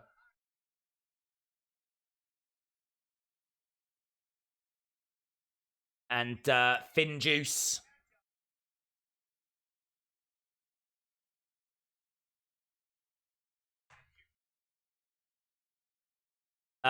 We want Peter. They've got Liger caps on, which are awesome. I definitely want one of those.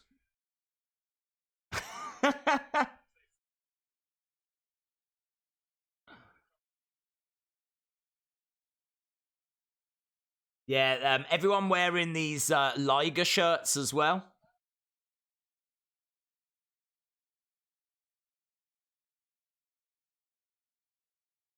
They were saying that they could see that Liger was bawling his eyes out during that ceremony earlier. I gotta be honest, I didn't notice. I think though when his wife got in the ring, that's when I was like, oh, starting to really feel it, you know.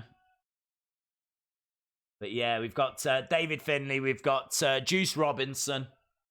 This is the current IWGP Tag Champs, Finn Juice. Orange Cassidy is amazing. There's not many who can wrestle with their hands in their pockets. Always thought Tanahashi would do well in WWE. Oh, definitely. Definitely.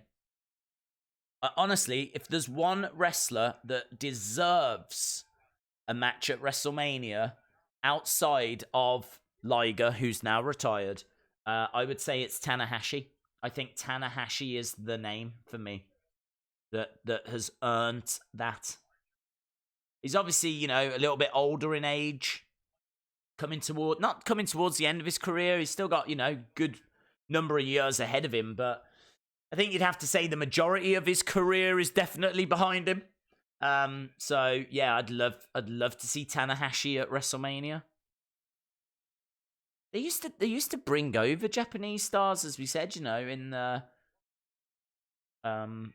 80s. There was quite a lot of work done between WWE and New Japan. Not so much in the 90s because New Japan was working with WCW. This is fascinating.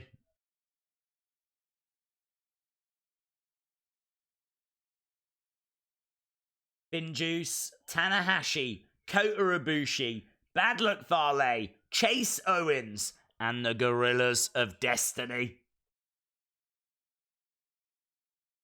Chase Owens getting right into the face of Kota.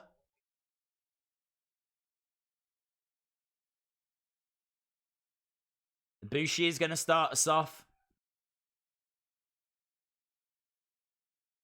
Look at how ripped Ibushi is.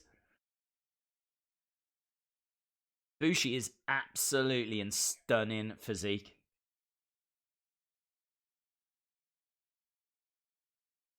So it looks like Ibushi is going to start us off with Chase Owens.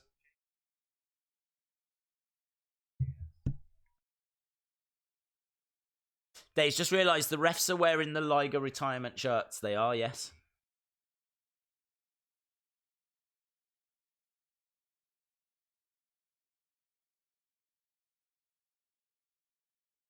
So Chase is trying to get Ibushi to throw up the 2-sweet. Obviously, that's the hand gesture of choice for the Bullet Club. And look, Chase is like, come and join us. Come and join us. He's trying to get Ibushi to go over to Bullet Club. Oh, he's even grabbed his hand, trying to make him do it. Kota knocks the hand away, and Chase Owens starts beating down Kota.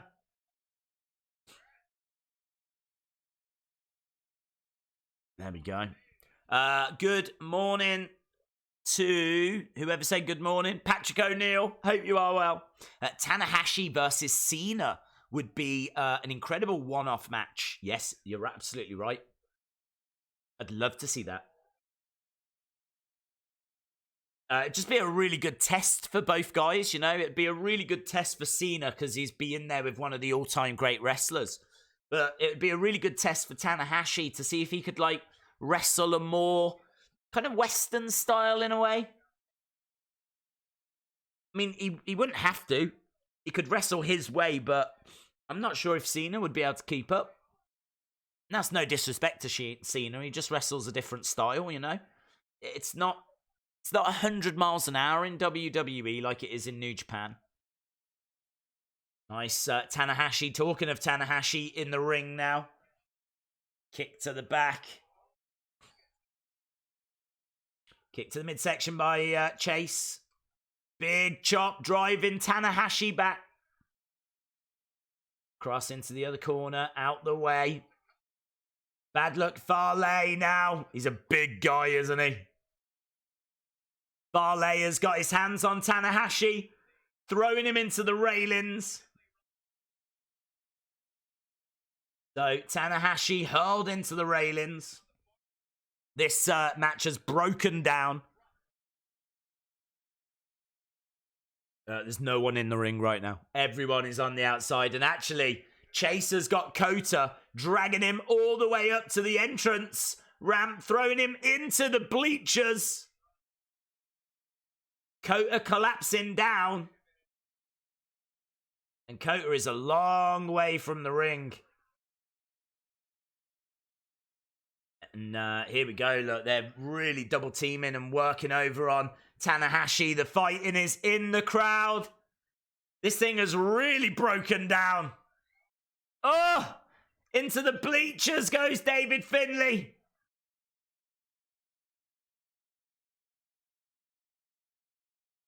So Chase Owens is alone in the ring. And I can see Juice Robinson getting dragged around. Bad Luck Farley just throws Tanahashi back into the ring for Chase Owens to try and get a pin, but Tanahashi kicks out. Chase Owens mimicking Tanahashi. Tag, in comes Bad Luck Farley. Big strike to the midsection by Farley.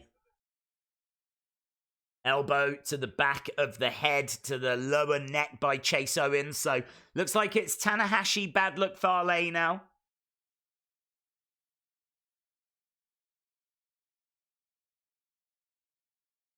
So they're saying that the G1 has been moved to the fall to later in the year because of the Olympics that are taking place in Japan.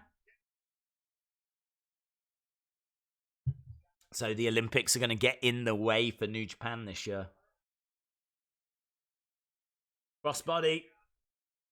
Straight to the midsection.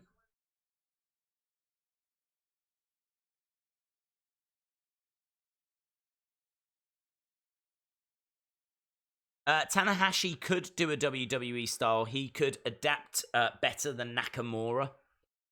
That's a good point. I think Nakamura has struggled to kind of make the same impact.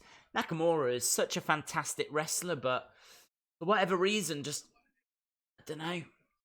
They've had to put people around him, haven't they? They've had to put the IC title on him, which I like. I like him as IC champ. I'd keep that belt on him for quite a while.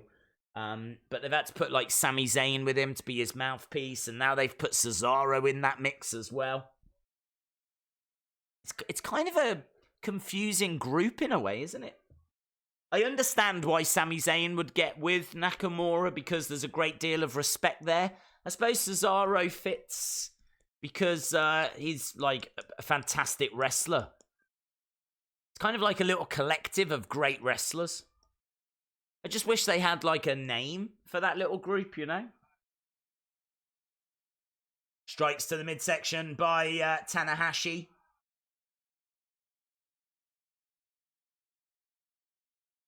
Tonga lower. Hurling. Tanahashi. Across the ring.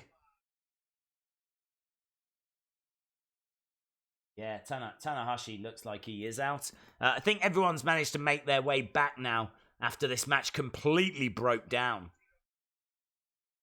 But some really great action, some really fun stuff. No surprises yet. Nothing along those lines if you are just joining us. Obviously, we didn't know what the card was going to be, but it is a very interesting card. Certainly that main event that's going to see Sanada and Naito taking on Jay White and Kenta. This is an 8-man tag at the moment. And Juice Robinson gets tagged in. Goes right over. Takes out Tama Tonga. Takes out, I think that was Bad Luck Fale.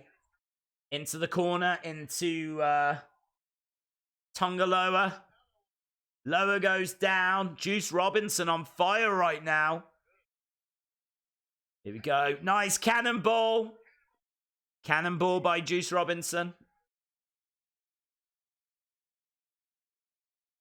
Crowd cheering on. Really behind Juice Robinson now. Nice. Right hands coming in. Tonga Loa staggering around a little bit.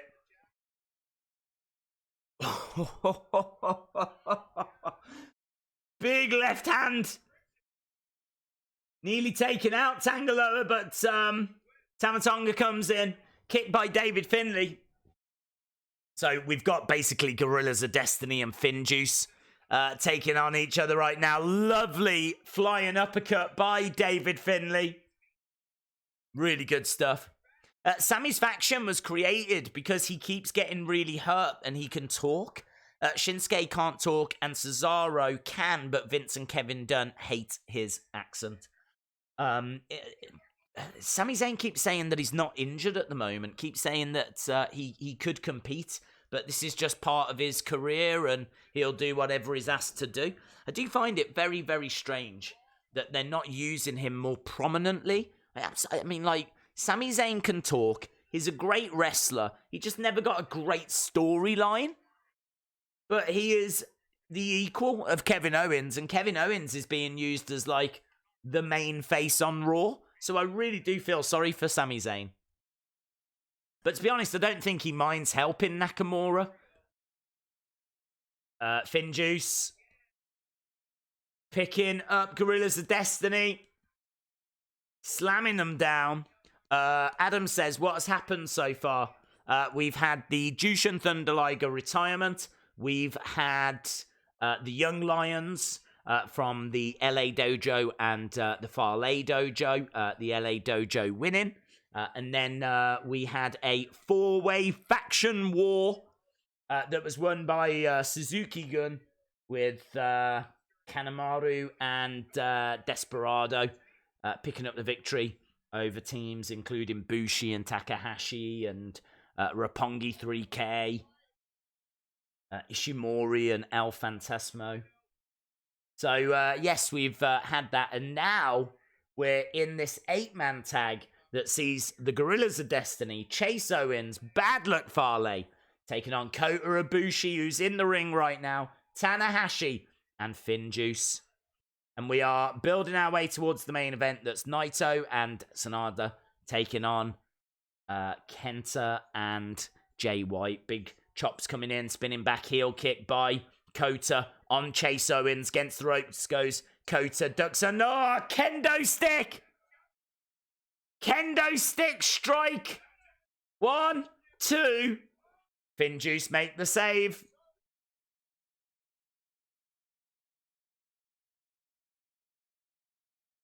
I think they're worried that he'll get hurt again. He's not hurt now, but he keeps getting hurt, and he's had several major surgeries in the past 2 years.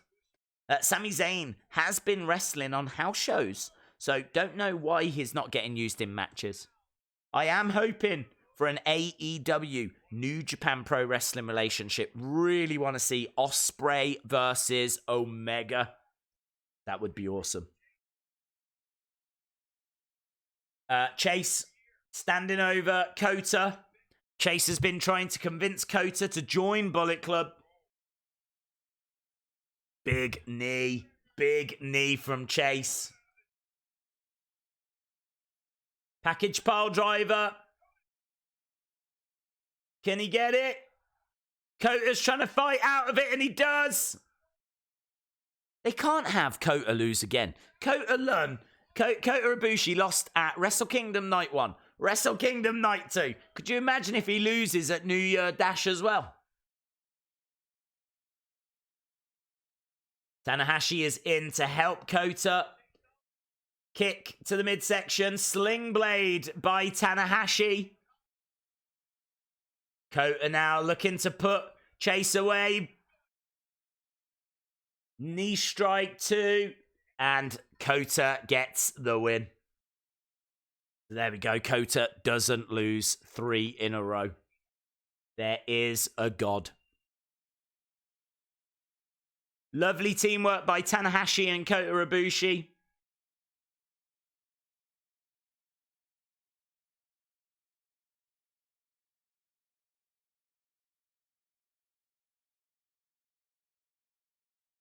Nakamura and Cesaro could be called Swiss strong style, says Wrestling Master. I like that. How about if Sammy was to return to NXT and turn face again? Yeah, that'd be really cool.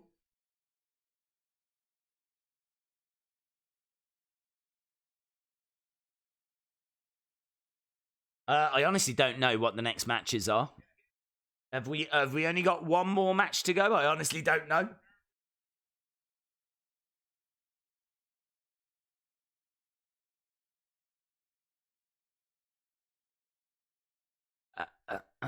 Hello to Wrestling Days, baby.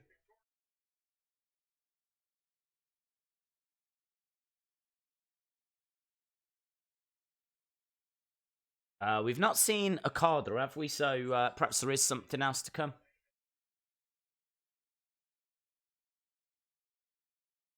They're just...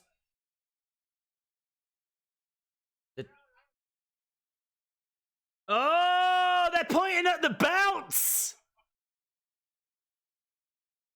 Oh, there's our first surprise. Tanahashi and Kota Ibushi want to have a shot at those titles? Wow, Tanahashi and Kota. This is what we're saying. There's your first surprise. So they were taking pictures and then they pushed them away. And it seemed as if they were trying to figure out who was going to pose where and who was going to stand where for the pictures. Turns out they actually want a shot at the titles. So it looks like we're building towards Ibushi and Tanahashi versus FinJuice for the IWGP Tag Team Championships. That was a nice little moment. That was cool. Everyone walks away smiling. There's no heat or anything. There's no attacks or anything like that.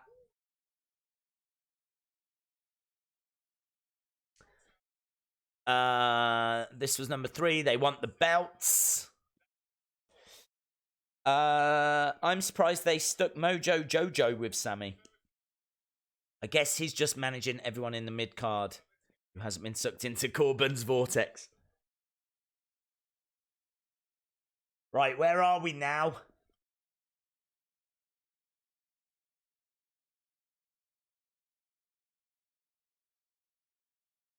Okay, looks like we've got the big boys on the way.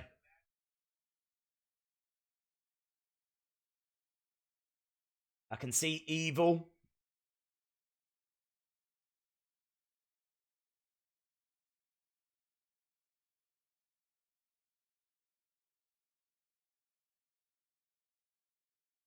So is this Godo? Let's have a look.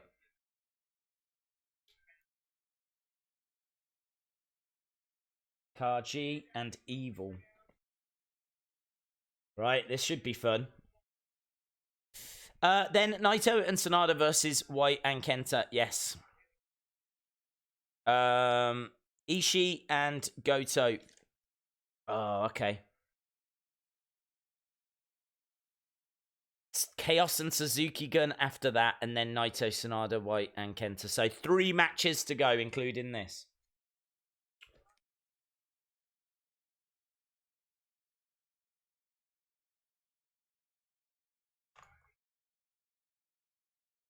Well, we've had a few little moments so far. We've had the Liger retirement, and we just had that nice little moment where Tanahashi and Ibushi made their feelings known that they want to go for those tag team championships.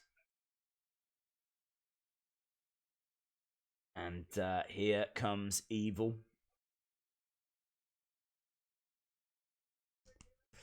Seriously, if anyone needs to go away and come back, it's Corbin. They stuck the King gimmick on him that's only ever worked for 4 people. Booker T, Harley, Owen, and Lawler. Yeah, I don't really disagree with that.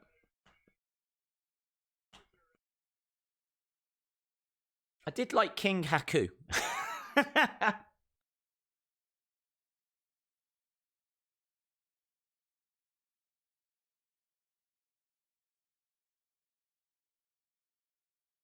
Shout out to you, Tim. Thank you for joining us. So, Takachi and Evil are in the ring. We're just waiting for Godo and Ishii. This is going to be a big, strong encounter.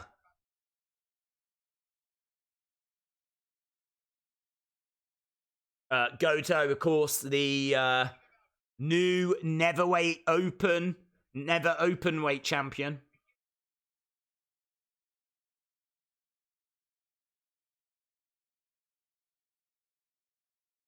Maybe Savage, but I think that worked more.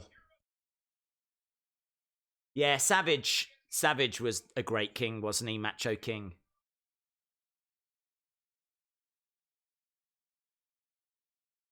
Really, really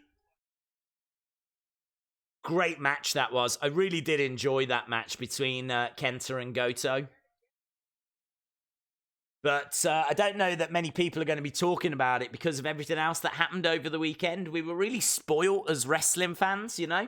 There's just loads of great stuff that took place at Wrestle Kingdom. And some of those other matches that were still great, I don't think are going to get the credit that they deserve. That's the problem, really, every year.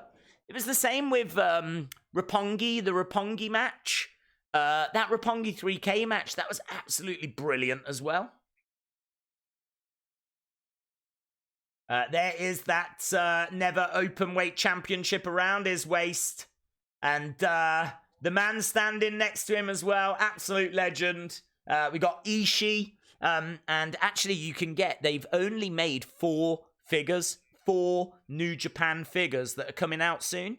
And it is Okada, Ospreay, Tanahashi, and Ishii. Ishii is one of the figures that they've made. So just to give you a really good idea of how important Ishii is. So we are underway with Evil in there with Ishii. I think Regal was great as King and GM. Shame it didn't last. He was on the run of his life. That is really true. Lawler has always been great. Some of his promos in WWF are legendary. Nice kick out by Evil. Evil in there with Ishii. These two so strong. I think, you know, I think that Mauro Ranallo said that, I could be wrong, but I'm sure he said on commentary that Io Shirai was going out with and seeing Evil. I'm sure he said that the other week. Like, just completely out of the blue. On NXT, Evil got mentioned on commentary by Mauro, who said that Io Shirai was in a relationship with Evil. I'm going to double check that. I don't want to give you false information, but I swear he did. Let's have a look. Io Shirai and Evil.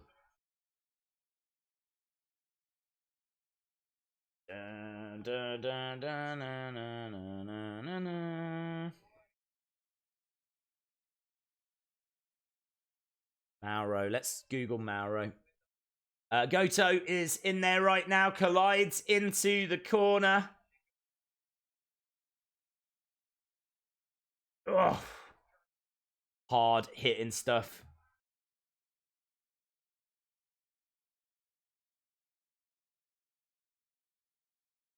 I don't think this is going to say. Did I hear what I think I said? I could be wrong, but I could have sworn Mauro Ranallo just said Io Shirai is engaged to someone named Evil. There we go.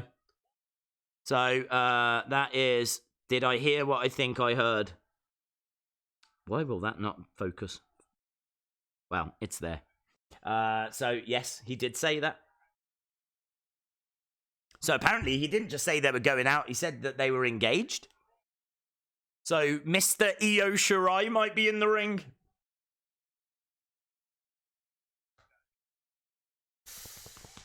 I'm a statue guy, not a figure guy. Fair play.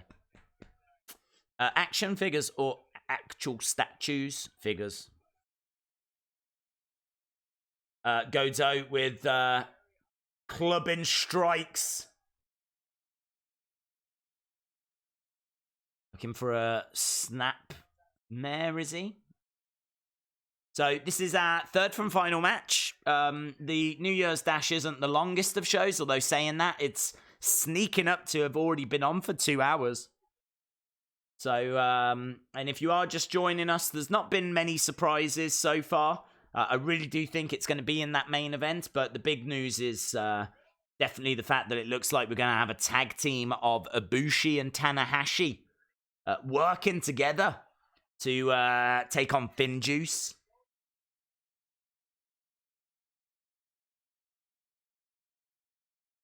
Evil has grabbed some chairs on the outside.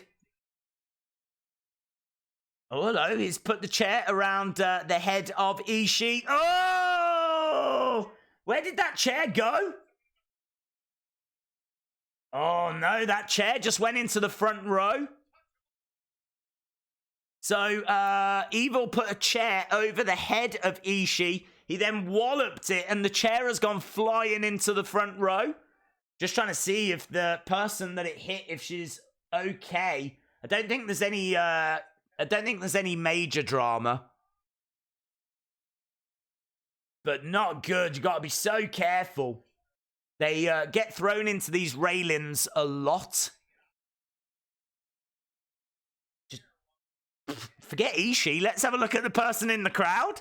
I want to know if the person in the crowd is all right. There you go. The referee telling them to get back into the ring. Certainly, everything seems to be okay. Big chop. That woman in the front row is a woman that's got she is absolutely loving it. Evil with some big strikes on Ishii. This has certainly provided us with some moments already, this match. They're counting away. Nice stomping down.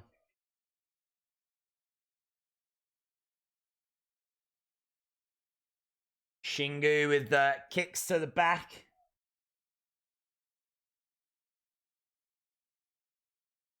Evil stalking around.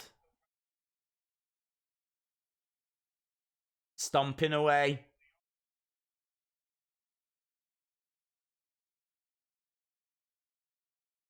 I was going to say into space days, just saw on Instagram that Kushida gave flowers to Liger. Oh, I didn't see Kushida there.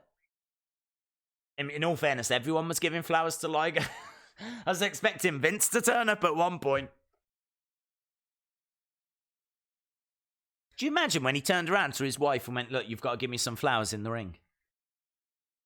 That was in the West. She would laugh her head off. Nice senton.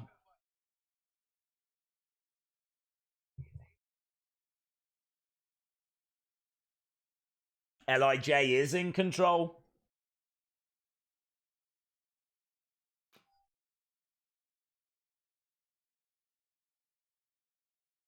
This is LIJ against Chaos, and as we found out, we will be getting another match. I think Bullet Club against Suzuki-Gun coming up. Anna Dawes says those New Japan figures do look good, but $54.99 just for the Will Ospreay is too much for me. Yeah. To be honest, I would love to get them because I do love the belts.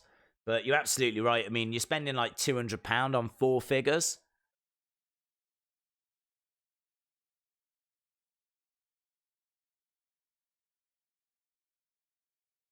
Nice. Shingu with kicks to the back of the head of Goto. Knees now to the side of the head. Goto staring up. Oh, look at these little slaps. Look at the disrespect. Amazing. Forearm strike. Goes for a kick. Nice spinning clothesline by Goto. Good stuff. Evil and EO engagement. Well, nothing has been confirmed. It's only Mauro Ranallo that said it. Against the ropes. Nice clothesline.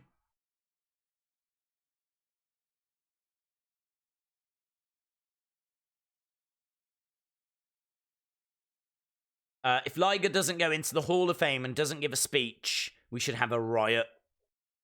Oh, massive collision in the corner as Ishii now unloading on Shingu. Is a real. I don't think they will have Reigns beat The Fiend at Mania. Seems too early, and I believe it's for a big opponent for The Fiend at WrestleMania. Seems unpredictable because it's Reigns. There's a rumor that WWE want to put him into the Hall of Fame. He should go into the Hall of Fame. He's not done a lot of work with WWE, but it doesn't matter. There's a whole legacy division and everything, you know, that they can put people in. Like Hackenschmidt and Gotch have both gone in, but obviously they were before WWE even existed, so you don't have to have worked with WWE. And you can't have a Wrestling Hall of Fame without Liger in it. Evil going over with Ishii, grabbing him, looking for it, stomping him down. This is as hard hitting as we thought it was going to be.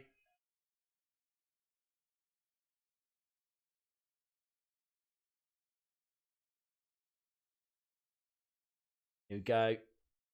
Nice. Picking him up, slamming him down. Going for the cover. 2. Kick out. Ishii kicks out. Lots of cheers for Ishii. Seems like the crowd are behind Ishii on this one. Ishii is up on his feet, round the back, ducks underneath. Elbow. Running all over the place. Oh, I love the fact that they run from angles other than, you know, just against the ropes. Like, you get people running from against the ropes, but there's someone coming from the corner. There's a lot of unorthodox stuff that you don't see in the West. Sharpshooter. Evil has got a sharpshooter. Locked in the middle of the ring. Sitting down, really putting the pressure on. Liger worked with WCW. That's true. Legacy is for dead people. Yeah, I suppose it is. I'm trying to think if everyone that's gone in has passed away. I'm saying that there's basically my point was there's ways in for people that haven't competed for WWE. But you're absolutely right. It's competed for WCW, and obviously they own that as well. I'm trying to think if anyone's gone into the Hall of Fame that's alive that hasn't worked with WWE. I can't think of anyone. The only people I can think of are people that have gone in via Legacy.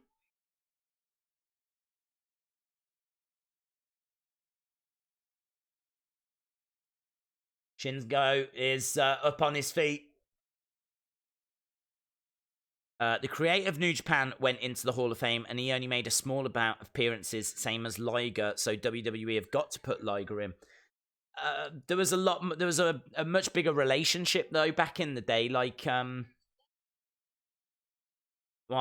2. It's not going to be a problem to put Liger in. Let's end this conversation. It's not a problem. We know that Liger has held WWF championships, like the light heavyweight championship. We know that he competed at TakeOver, so it's not a problem for Liger.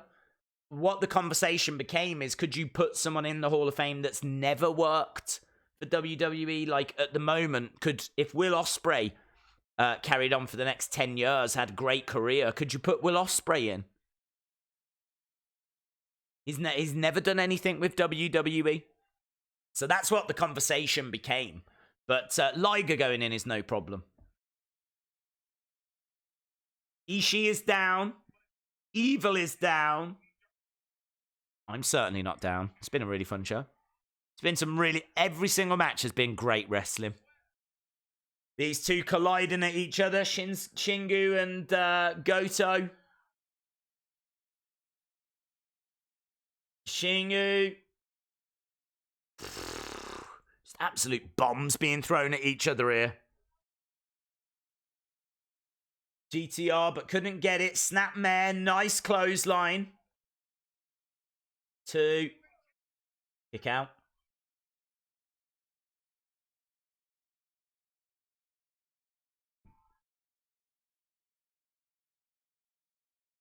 He was still alive when he went in, but that was Vince being magnanimous.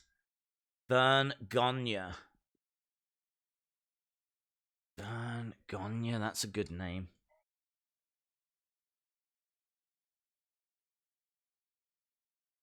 Did he go in via Legacy, or did he get a proper induction? Because I think Vern Gagne was like one of the early inductees, wasn't he? Didn't he go in like the 90s? Let's have a look. Oh, no, 2006. 2006 he went in. Let's have a look. Warrior Award.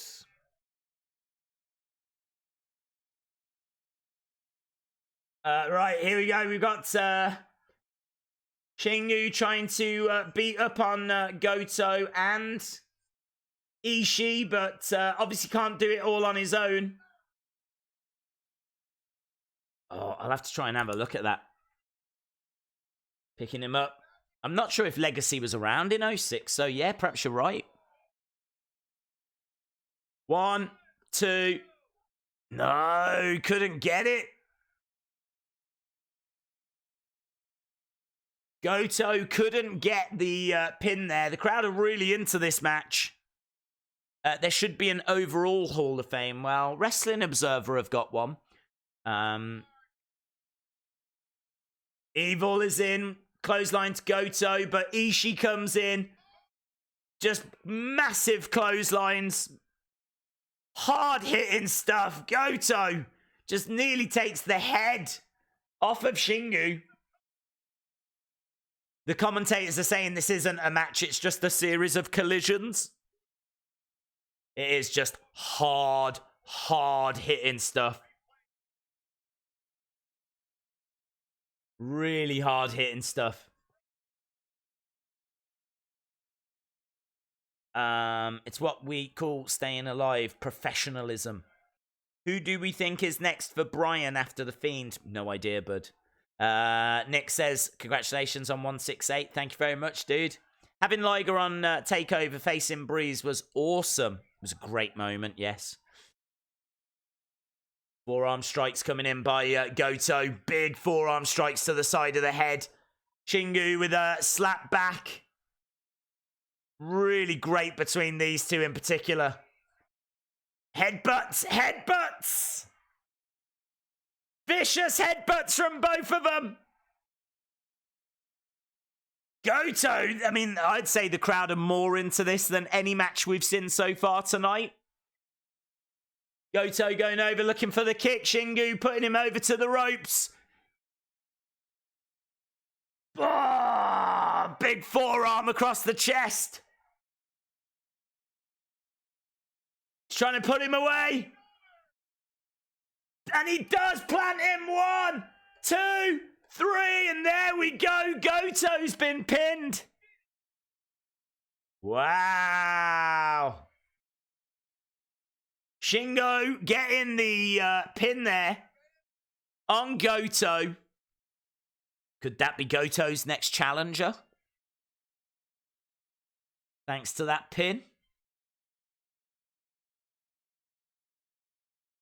Great match. Really great match. I'd say that's the best match of the night so far for me. Ishii and Evil staring at each other.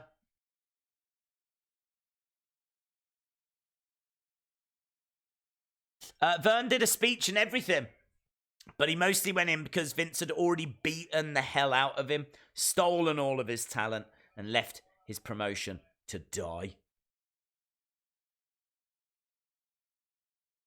Yep. There's not much to say, yes.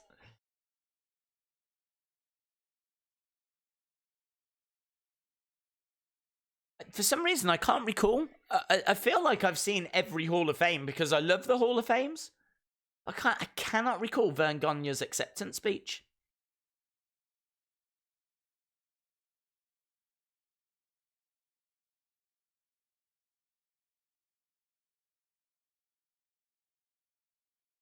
Oh, hello. Microphone for Shingo. Let's see what Shingo's got to say. Surely he's going to call Goto out. Want a shot at that never open weight.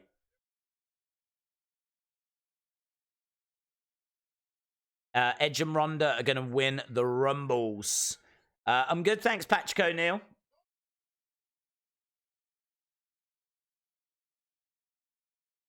You know what that means.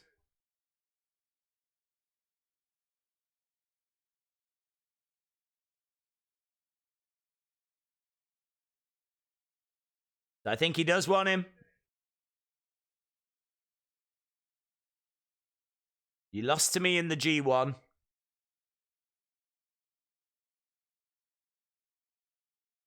Rubber match. So there we go. He does want him. Goto is still down in the ring. So Shingo is saying that he wants a shot.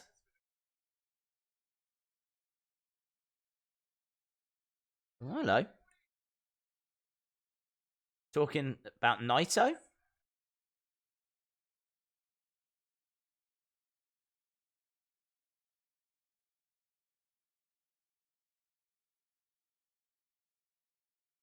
I think Greg did most of the talking, then Vern did a bit. Vern died of Alzheimer's, so his memory wasn't the best. Do you know what? Honestly, I'm going to have to go back and watch the 2006 Hall of Fame. That is absolutely, thanks to the chat and thanks to this conversation, that is absolutely what I will be doing after this. So as soon as we finish this stream, I think I'll go and grab some lunch, and I'm going to watch the 2006 WWE Hall of Fame.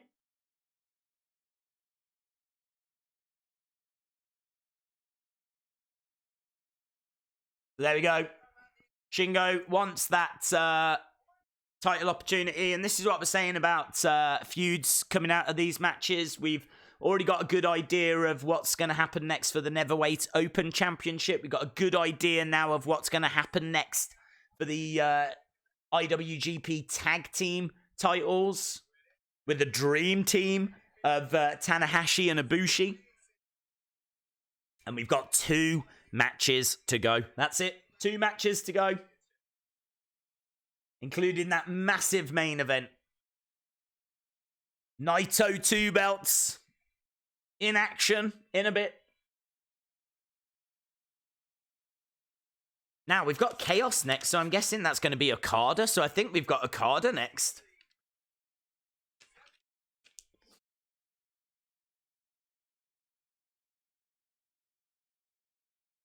Randy versus Edge doesn't need a title because it's Randy versus Edge. I'd honestly prefer Rated RKO to reform and go up against Miz and Morrison.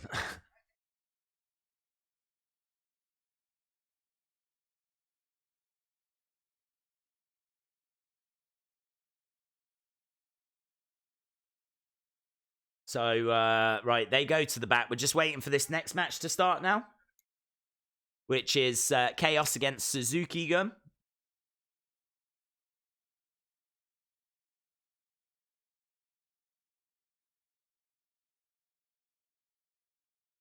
Okay, so this is going to be Yoshihashi.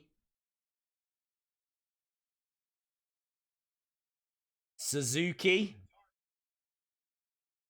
Now, Suzuki is going to be in this. Are we going to see Moxley? Could Moxley come out?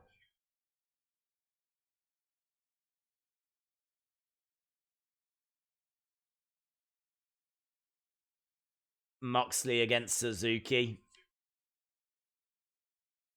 We are surely heading that way.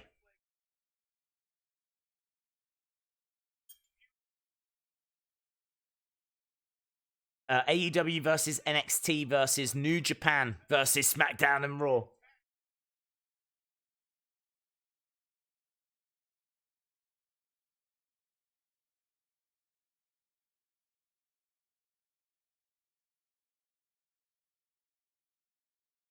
Right, here we go. Here is Suzuki. Suzuki making his way down.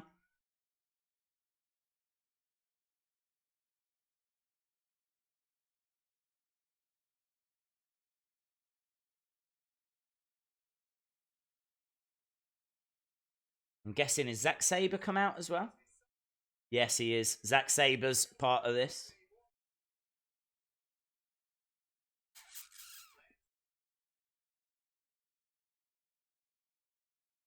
Lance Archer. We've just got like officials and young lions around the ringside that are getting beaten up.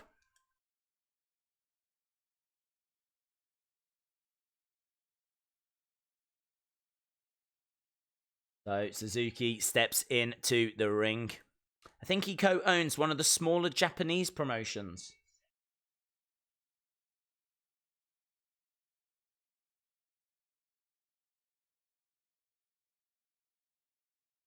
Okay, we got Lance Archer, we got Zack Sabre Jr., we've got Taichi, we got Suzuki.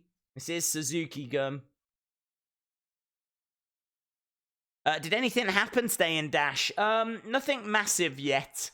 Just a couple of little moments. Tanahashi and Ibushi look like they're going to team together. And they're going to challenge Finn Juice. It doesn't feel like we've had that big moment yet. We know that Shingo is going to challenge...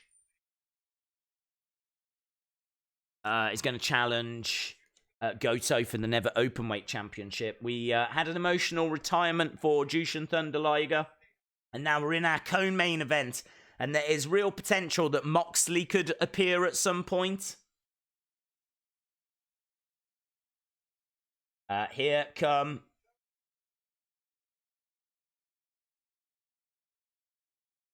Chaos on the way. There's Okada. Okada no belts. With that wonderful entrance attire that he was wearing at Wrestle Kingdom.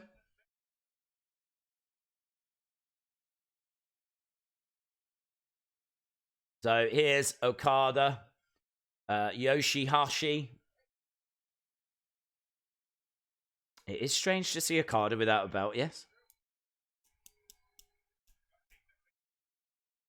We got Robbie Eagles. And of course, Will Ospreay.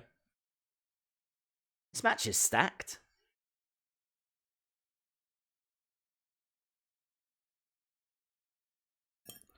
I think NXT is going to win. Happy 6th of January. What channel is it on? I'm watching this on New Japan World.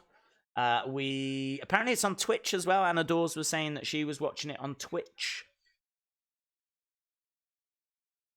So, yeah, just enjoying this kind of like Raw after WrestleMania. Full of tag matches. We've not had any title matches. We never do at New Year's Dash. But certainly a lot being built up for the future. A lot of things in place for the future. Tai Chi getting into the face of Okada.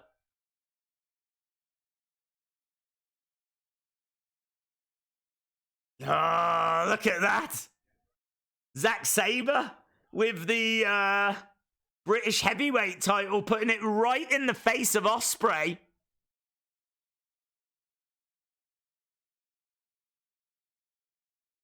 That is awesome. Zack Sabre Jr. getting right in the face of Ospreay. There's some great little stories in this match. Robbie Eagles is just kind of keeping out of the way, in all fairness. Bandaged up Okada. He's got a few bandages across his neck.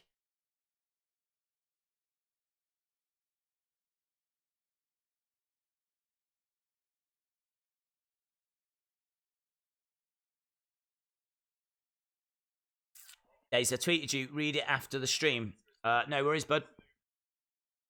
Okay, so Will Ospreay looks like he's going to start us off, and I think Zack Sabre's going to start us off. So the two British guys in there, the two English guys, starting us off here with Ospreay and Zack Sabre. Absolutely awesome. The very best of what we've got here.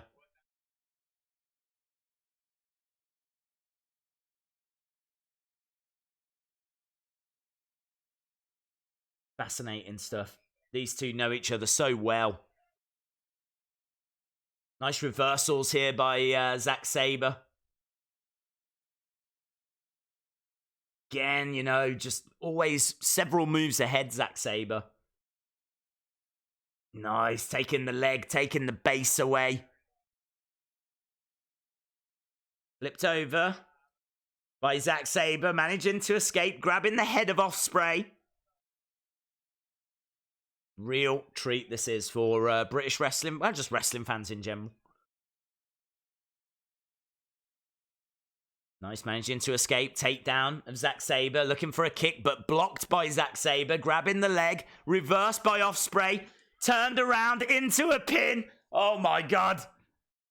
Such action. Head scissor takedown. And Ospreay finally gets a slight advantage. And actually now tags out, and Robbie Eagles steps in. Nice back elbows. Ospreay, Eagles working together. Some nice kicks. Some great action. Shots fired by Zack. Eva Marie is going to interfere in the main event, leading to a bra and panties match. I would love that. Eva Marie versus Naito. Bra and panties match. With both the IWGP heavyweight and intercontinental titles on the line. That's the dream. That is definitely the dream. Another big kick coming in by Eagles. Zack Sabre dropping down. And as we said, there's a real chance that we could see Moxley getting involved in this match because, of course, Suzuki is involved. And Suzuki right now is getting involved. Draping armbar. Draping armbar by Suzuki. And look at this. He's dragging Eagles to the outside. Eagles is going to fly into the railings. And now this match has broken down. Ospreay is being stretched in front of the crowd by Zack Sabre. Oh my God, Suzuki is literally ripping the ringside area apart. He's got railings. He's put them on top of Eagles. And now he's hurling chairs at the railings. Look at the sick smile on his face.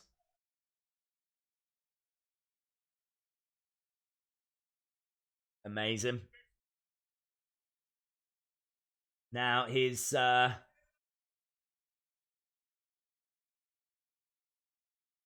we've got Taichi with Okada. We haven't even mentioned Okada much in this. I think Okada's really a little bit worse for wear. He's moving a little bit gingerly. Ref is counting here. Suzuki is kicking out at some of the officials at ringside. Zack Sabre getting back into the ring.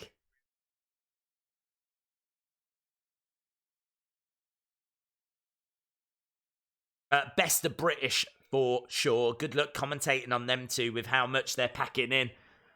Tell me about it. Thankfully, they weren't in the ring that long. Eagles managing to get in, and Zack Sabre Jr. dragging him over to Suzuki, working on the arm, and again twisting it round. Suzuki, oh my God, his arm is just getting twisted and twisted and twisted. They've twisted it round about 10 times, and then Zack Sabre kicks out at the elbow, and Eagles goes down. And now pulling back on that arm by Suzuki. Little bit of joint manipulation on the wrist. Kind of really pulling the wrist back. Torturing is the word. The commentators are right. Torturing is the word. Eagles goes over to the corner. Taichi getting tagged in by Suzuki. Suzuki throwing Eagles to the outside. He has absolutely destroyed him. He has thrown railings at him, chairs at him, twisted his arm around. Zack Sabre Jr. has worked on him. Now we've got Taichi that's got Eagles on the outside, wrapping him around the railings again. So far, this has been a very bad day for Eagles. Very bad day. Holding his elbow, screaming in pain. Suzuki on the outside, and Taichi getting back into the ring. Suzuki back with Eagles and wrapping his arm around the ring post. Oh, look at it. Look at the damage that's being done. Where's the rest of his team? Why is no one helping him? Absolutely horrific. There was 3 of them then wrapping him around that ring post.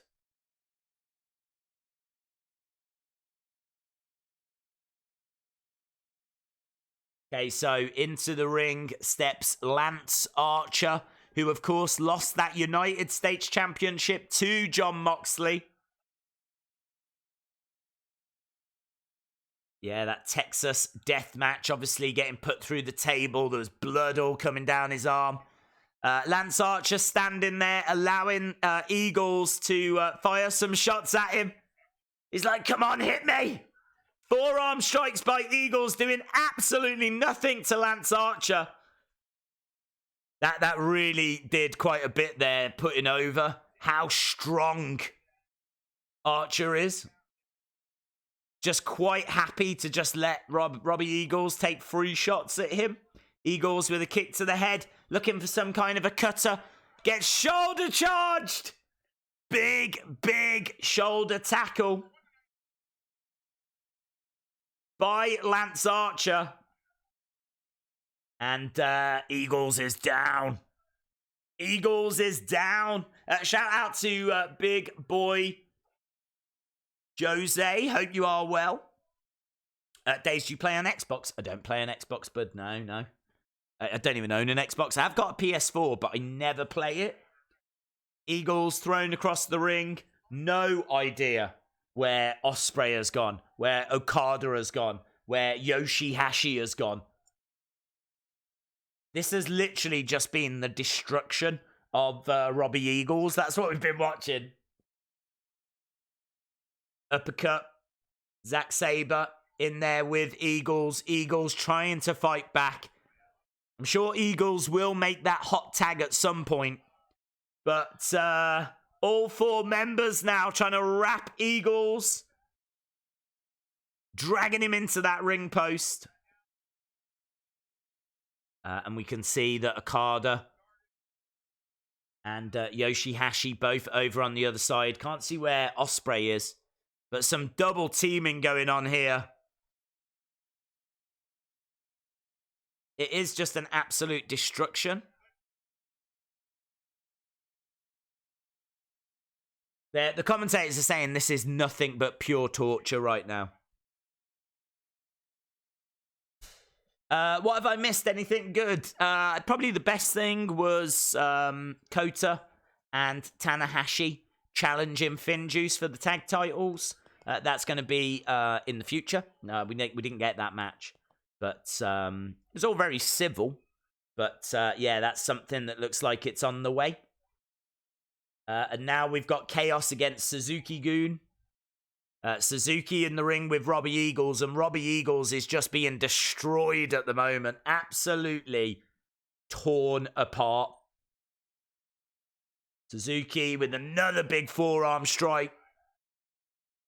So big. Eagles is like down, slumped on the bottom rope, struggling to find the energy to even blink. Suzuki telling him to get up. They're saying that Suzuki might get a manslaughter charge if he keeps going. Eagles tries a drop kick, but Suzuki had held on. And now, oh my God. He's got to give up. He's got to give up. Middle of the ring. He's just absolutely destroying that knee. He is twisting the knee. He's got to tap. Look at it. Just pulling that knee around. I don't know how he's holding on. He's trying desperately to hold on. He's trying desperately to get to the ropes. Lance Archer is actually pulling the ropes away from Eagles as well as Suzuki. I don't know where his team is. He is on his own in the middle of the ring. And look at that as well. Pulling back Yoshihashi. They're finally letting it go. But, yeah, just no sign of any of his teammates there.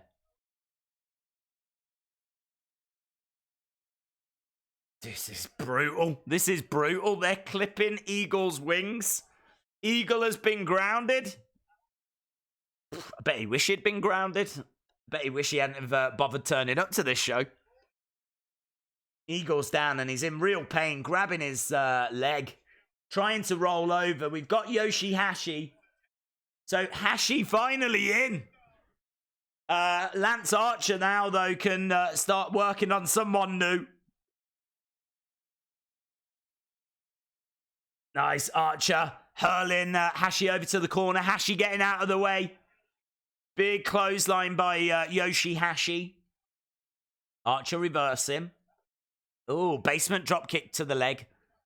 Nice neck breaker. Little slide by Yoshihashi.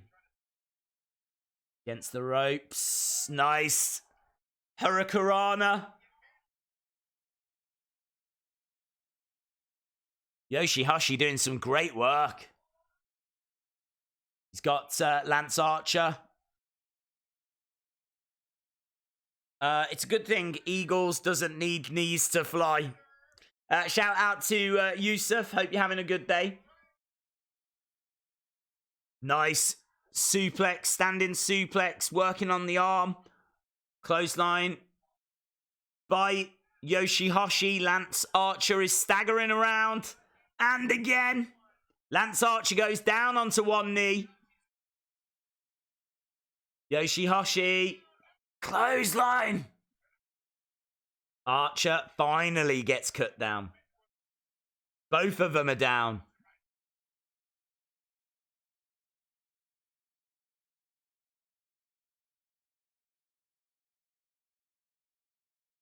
Okay, kicks coming in by Taichi. We got Taichi in there now with Yoshihashi. Shout out to Brian Brotman. Just enjoying some really interesting stuff.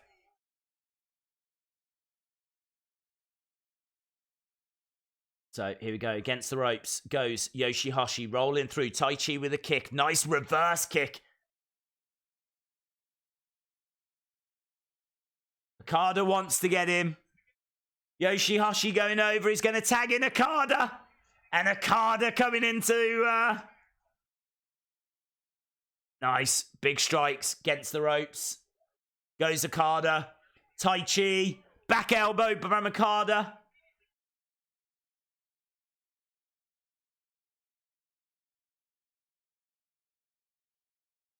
So Okada grabbing. Taichi goes into the corner. Back elbow by Okada. Kick to the midsection. Oh!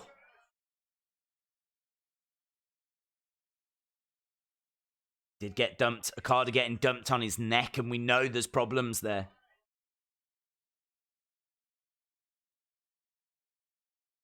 How long has this match gone on for now? I think we're looking at around about the 15-minute mark. So it's had quite a bit of time. No sign of Moxley or anything yet. Taichi with a kick, and Okada goes down. Shoulder up by Okada. Taichi wants to try and put Okada away here. Oh, Eagles! And Suzuki comes in to try and choke out Eagles, but Ospreay finally is in the ring. Zack Saber's in with a guillotine. Ospreay, though, picking him up. Nice Pele kick by Zack Saber, going over. European uppercut to Yoshihashi. Yoshihashi with a clothesline, taking out Zack Saber. Lance Archer coming into the ring. Grabbing him, trying to put him down with a sidewalk slam. Okada in with Lance Archer. Duck underneath, standing. Drop kick. Absolutely beautiful action. And Okada standing in the middle of the ring. Going after Taichi. We go, oh, low blow. Low blow. Match is done. DQ. Taichi actually kicks out at the referee, so...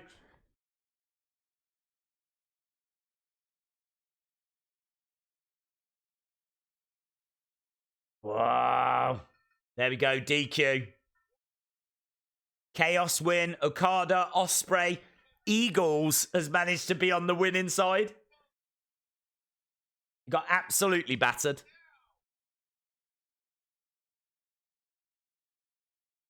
Personally, I think Yoshihashi is great. Looks like it's going to be a 3-hour show. Yeah, I'm getting that vibe.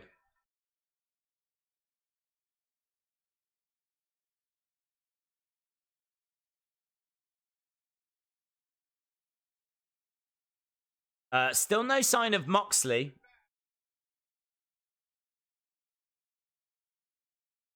Zack is choking out Ospreay in the entrance ramp.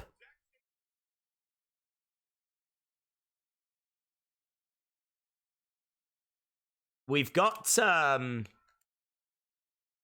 Taichi standing over Okada in the ring.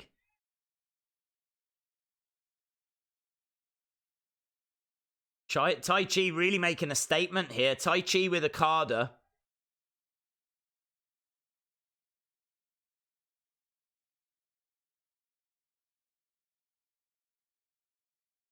Hello. Moxley. I think that's is that Moxley's music? There he is. He's in the crowd. Moxley's here. We thought Moxley might show. Moxley has shown. Moxley is here. Moxley comes walking down to the ring. He's surely looking for Suzuki. And there's Suzuki. So he's chased Taichi out of the ring, and here we go. Moxley is in the ring with Suzuki. Suzuki standing to the side, and Moxley just turns around. This is awesome. This is awesome. This is so good. They're face to face right now, like spitting in each other's faces, and forearm strikes back and forth between.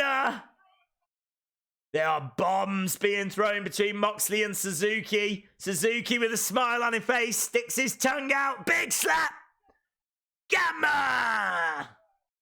And Moxley wants to come on. He slaps him back. Not backing down at all. Big slaps back and forth between these two. Kick to the midsection by Moxley. Oh, Death Rider! Nice. And Suzuki is down. Death Rider to Suzuki. Moxley stands tall with the IWGP United States Championship.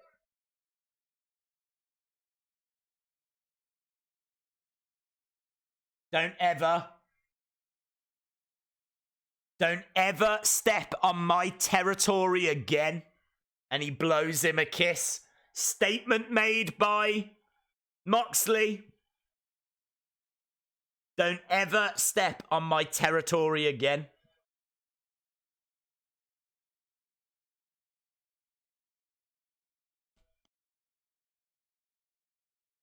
Absolutely incredible.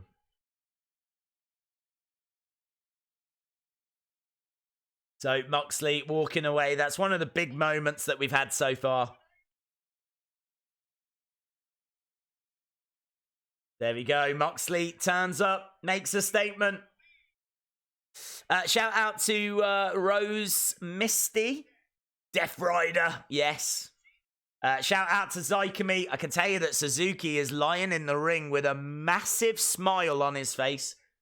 Massive smile on his face. This is a war that he wants. This is a war that he welcomes. This is right up his street. It is right up his street.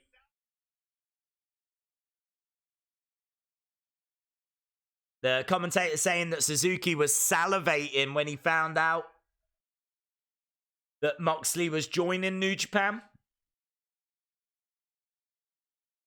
He is a tough, tough man. Look at it. Oh, he's just ripped down the railings. He's like pulling the railings as he's going to the back. He's just absolutely trashing anywhere and everywhere. He's crawling up the entrance stage. He is absolutely laughing his head off. He is a lunatic.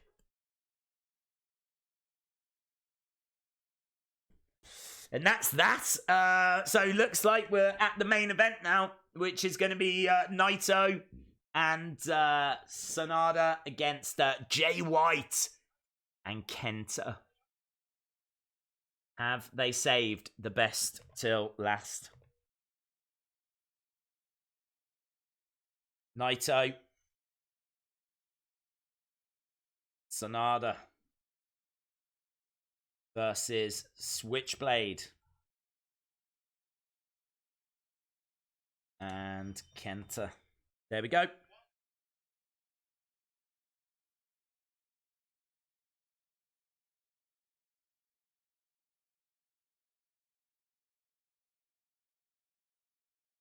It's going to be interesting. Lots of talk in our chat anyway that we could see we could see some real dissension here between Switchblade and Kenta. Switchblade is here. Lots of rumors that WWE want him.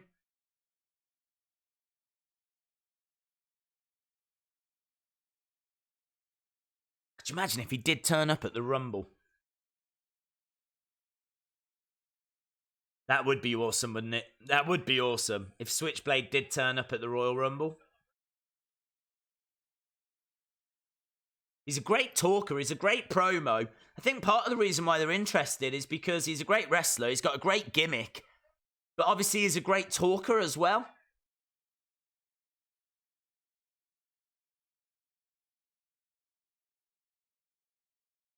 Oh.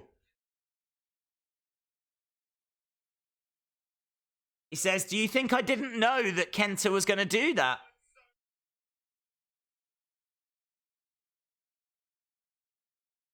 He says, you're just trying to stir the pot in Bullet Club. This is really interesting.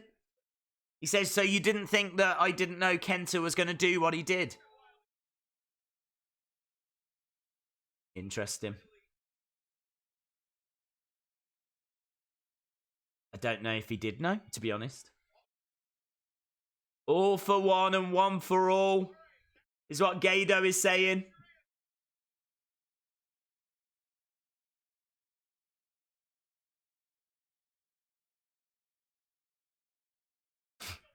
This man right here is the most hated man in the world. He ruined what was the celebration moment.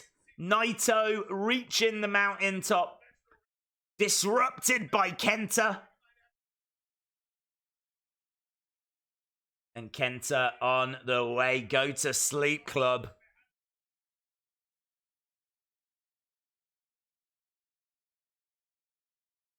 To be honest, they'll probably send him to NXT since he's not really known to the more casual audience like AJ Styles. That's a good point, but NXT is involved in the Rumble now. NXT obviously has got a higher profile now, so he could go to NXT, but he could still be in the Rumble. Because the rumors are that it's going to be 10 spots for Raw, 10 spots for SmackDown, 10 spots for NXT.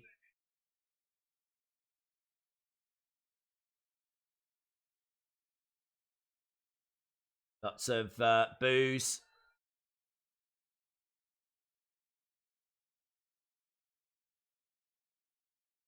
Lots of boos for Kenta. We're still waiting for Naito to make his way out.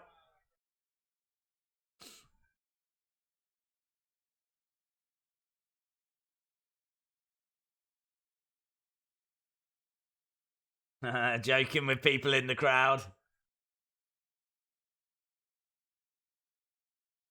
Lots of boos. Lots of boos. As he soaks it all in.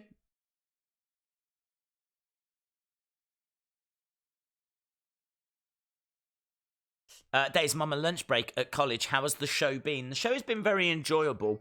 Not loads to talk about. We did get Moxley coming out, going face-to-face with Suzuki, hitting with a Death Rider, which was cool.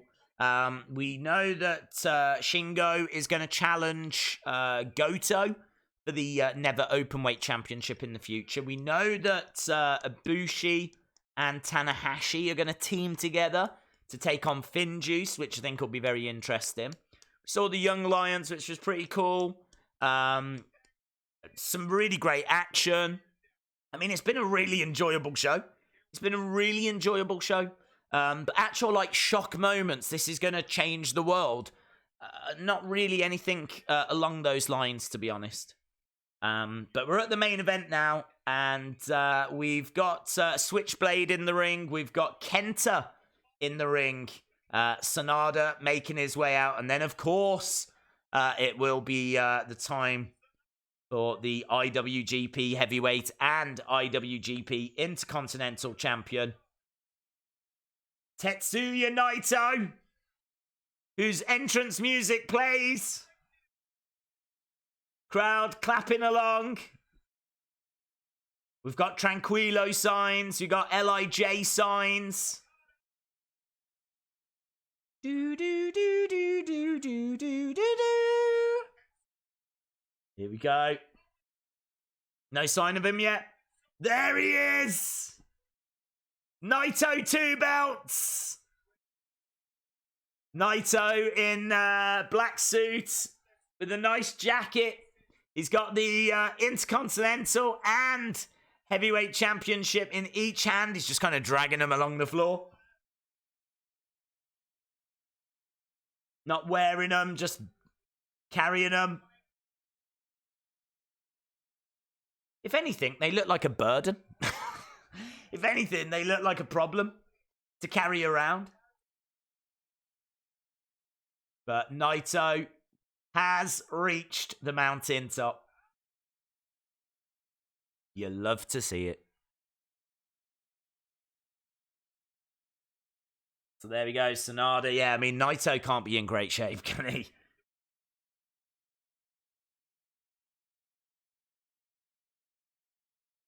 So, Naito.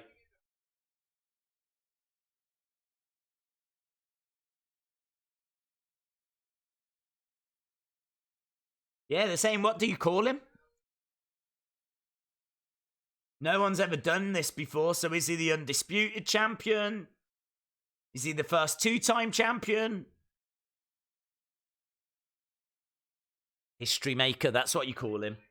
Oh, look at this. No waiting around, stomping away. He's still got the suit on. Not even taking the suit off, just stomping away on Kenta. Finally, Naito getting opportunity now to unload on Kenta.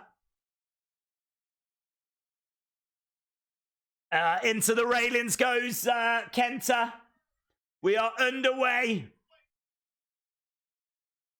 Switchblade has got the jump on Sanada in the ring.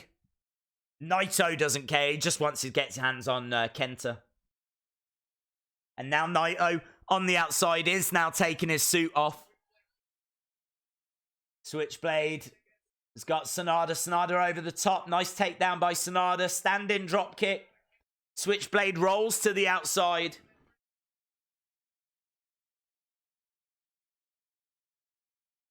Sanada against the ropes. Bouncing, holding on to the top.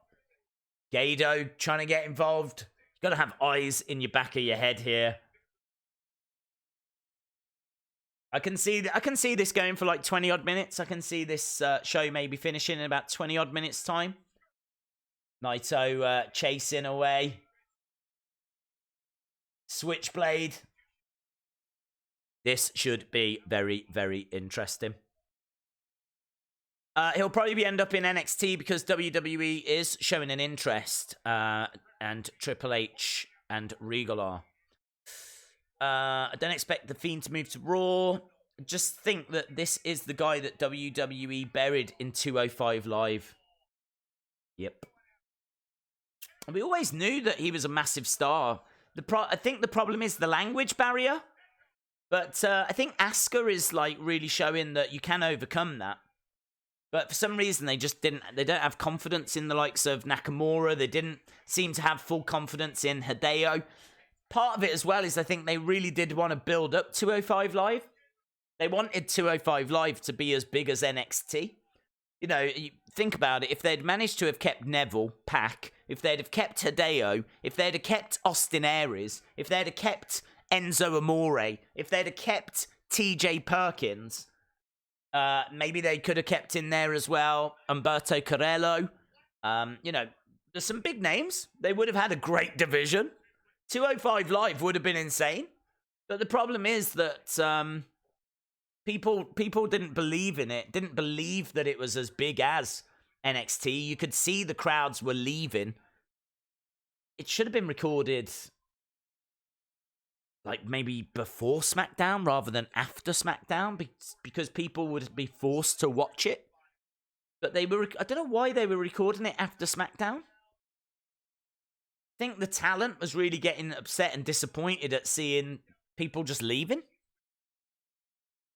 And Kenta, I mean, look what Kenta's doing now. Basically closing out. He's like the main heel in New Japan right now. Look at the boos for Kenta. He is lapping this up. He is absolutely loving it. He is loving every second of it. Kicks to the back. Shinsuke just wants to surf, so he's confident, content to do whatever, which knowing Vince seems like a lack of drive. He likes guys that are driven. Against the ropes, back elbow by Kenta. Kenta taking out Naito, going after Naito, right on top of Naito, now hurling Naito into the railings. Kenta standing over Naito. You know these two are on a collision course. Austin Aries has been fired from every single organization he's ever worked with, so that should tell you something. Well, it's no secret he's not the easiest guy to work with. Kenta standing over Sanada. Austin Aries had an attitude backstage, he did. What do you do when you're off stream? You stream almost regularly. Is it wrestling orientated, or are you like a serial killer? What do I do outside of streams? To be honest, I spend quite a bit of time answering people on Twitter. I always like to read through comments on YouTube, even if I don't get a chance to reply. I'll always read through, and I do reply. But there's more comments on YouTube than there is notifications that I get on Twitter, so Twitter's just easier to manage. So I do a lot of that.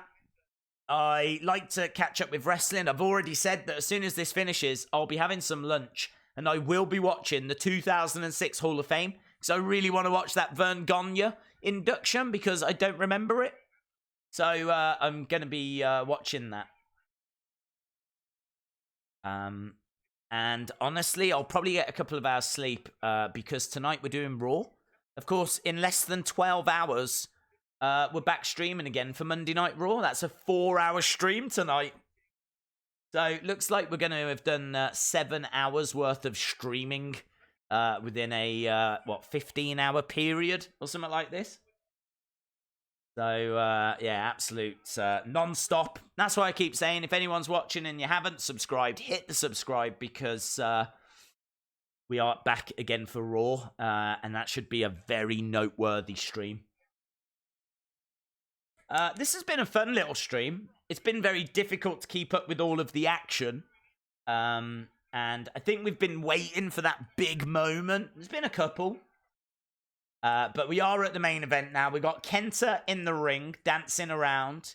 He's dealt with Naito. He's in there with Sanada right now. Sanada backed up into the corner. Big European uppercuts by Kenta. And as I said, I can see this going on for another 15 minutes or so. Nice missile drop kick by Sanada.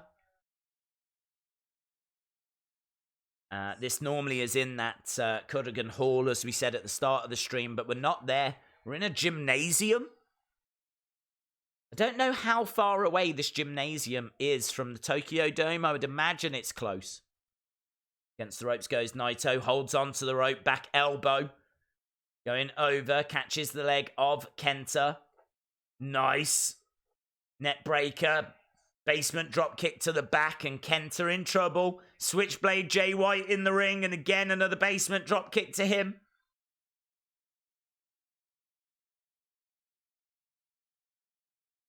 Bunny Club t-shirts, jump on that. Austin Aries is the greatest man who ever lived. Here we go, Kenta down in the corner. Naito standing over him. Hurling Kenta across the ring. Naito going over, but grabs the legs of Kenta. I mean, Kenta... Oh, Naito spitting in the face of Kenta. Nice. Lovely net breaker. Swinging net breaker. Boom. Lovely work by Naito. Crowd are really into this, as you can imagine.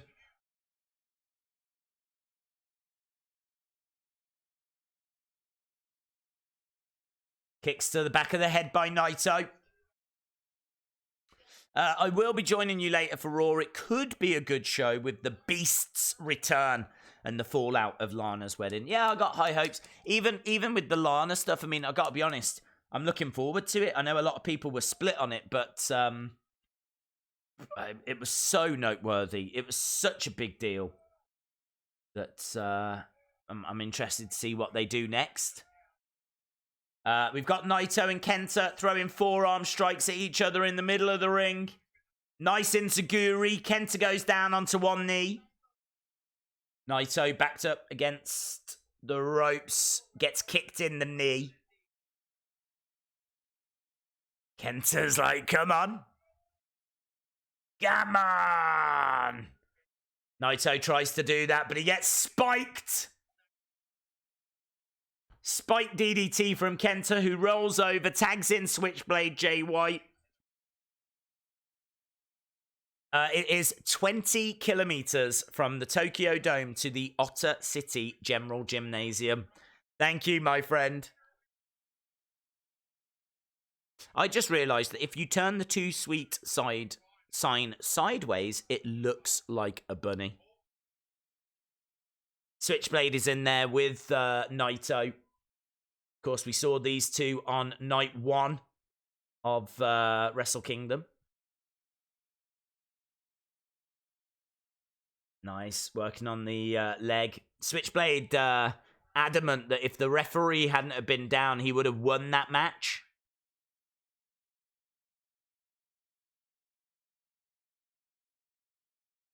Sanada gets tagged in. Sanada's in there with Switchblade now. It's 17 minutes past.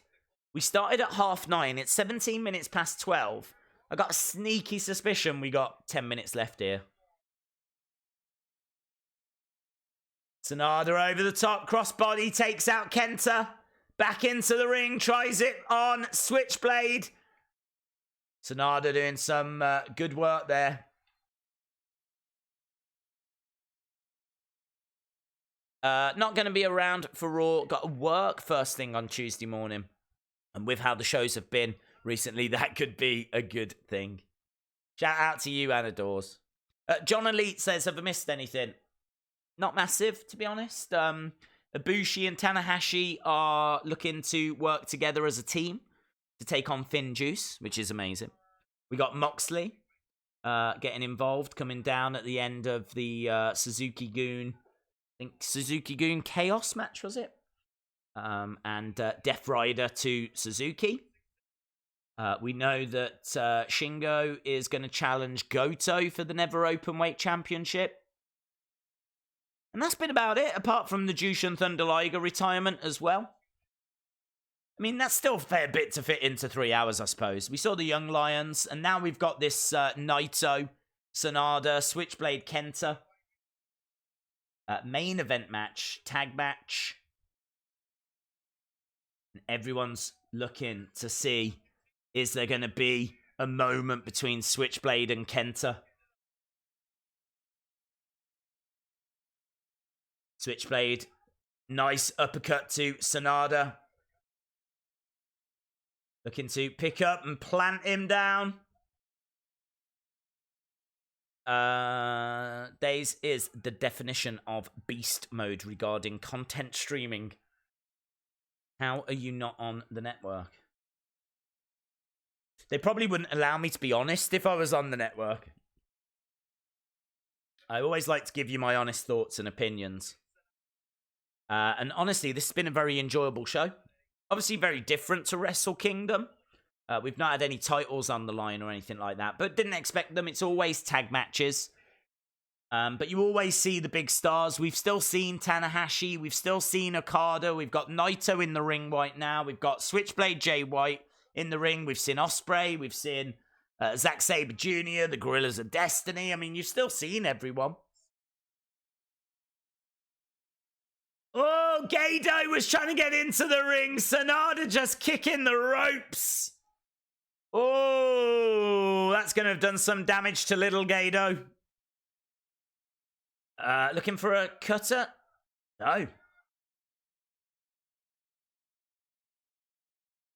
Got him here. He's got Switchblade.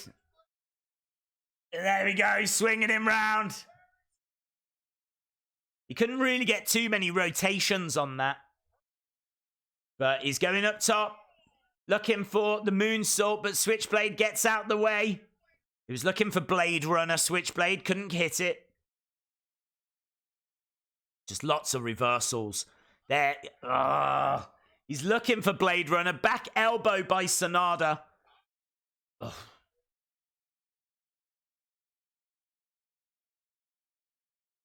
Wow, they're saying that Kenta and Naito are fighting on the outside into the barricades again, into those railings again. He's looking for the Blade Runner in the ring. No, reversed by Sanada, who rolls up. Switchblade, 2, 3, and he gets it! Sanada gets the pin on Switchblade. Now, that's very interesting. Switchblade now has just cost the team the win. So, Switchblade has just been pinned by Sanada. How is Kenta going to take that news?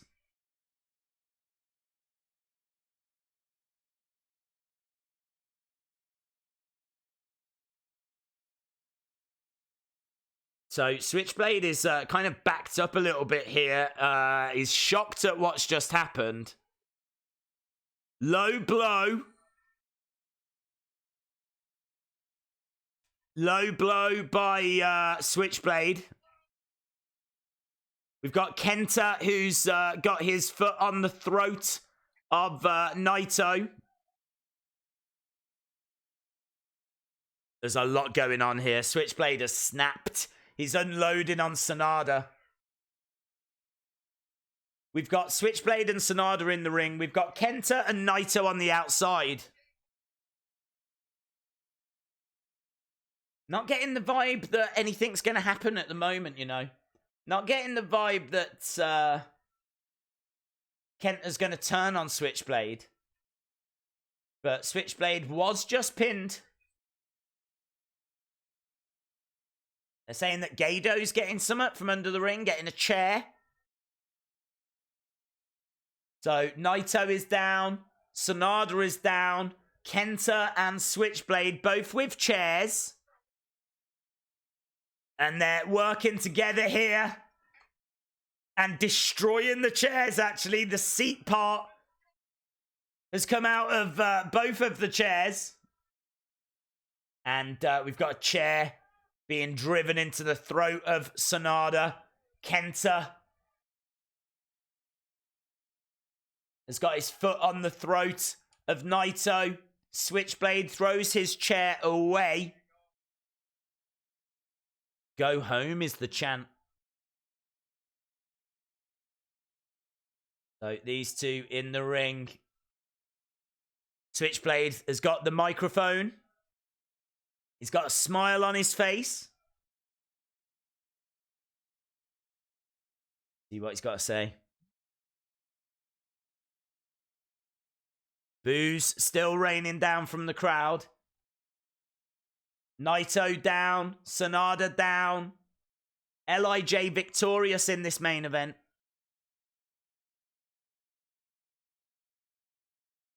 Wow. A new opportunity has presented itself.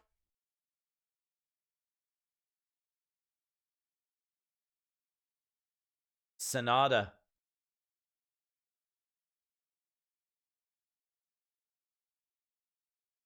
So Jay White says, Sanada, you've been believing in yourself far too much recently.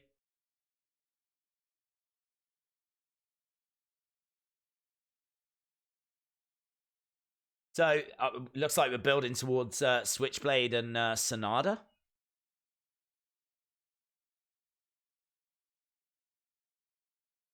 And Kenta takes a strike at Naito. And it looks like we're going to hear from Kenta. The boos get louder.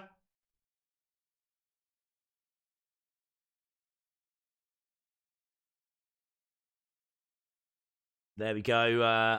Switchblade putting those two titles down in the ring.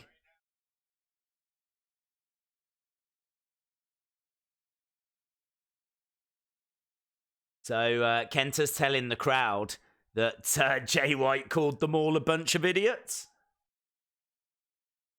Which I don't think is technically true. New Japan is pretty intense. This action is addictive.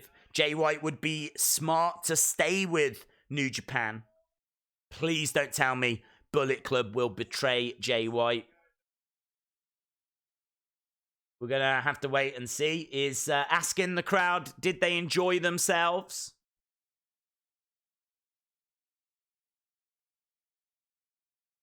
Kenta says he had a lot of fun. Jay White sitting down in the ring. So I can't see Jay White attacking Kenta.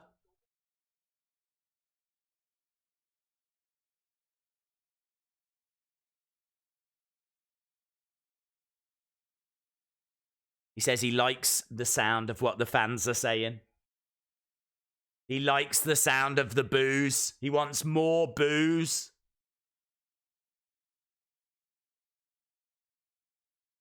Check the video I did about Wrestling Days NWA Power episode 10. I never considered joining New Japan. I've made a huge mistake.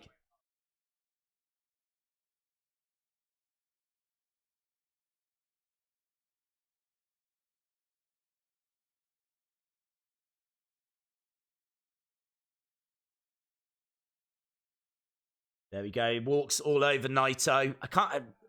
We're still waiting for something here, but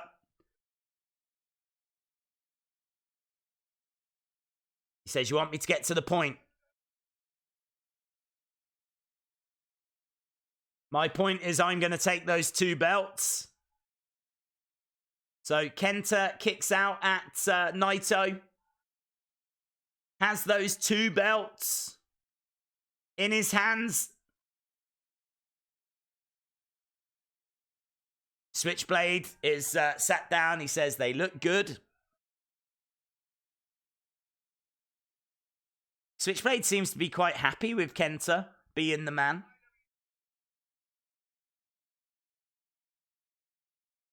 Here we go. Look, he's throwing up the 2 sweet.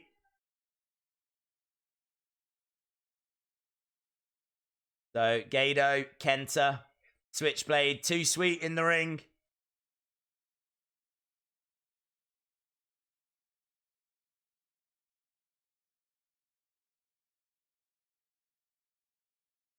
Why are you playing Sonada's music? They start playing Sonada's music and Kenta's upset with that.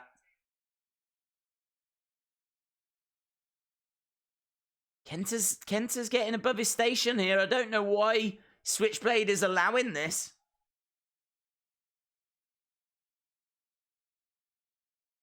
They're going to throw up the 2 sweets again. Commentary team talking about what we've seen, the 2-night spectacular of Wrestle Kingdom.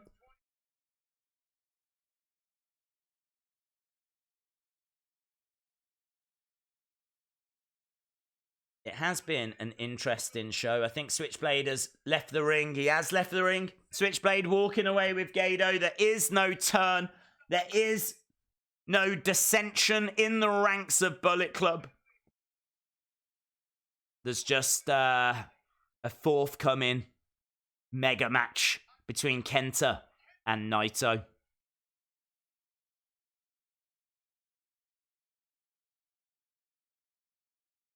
Something has to happen. I thought this, but I don't think it is.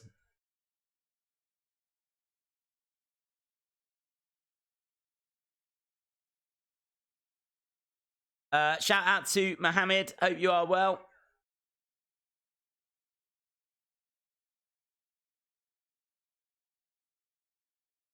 So it's kind of ended on a real downer.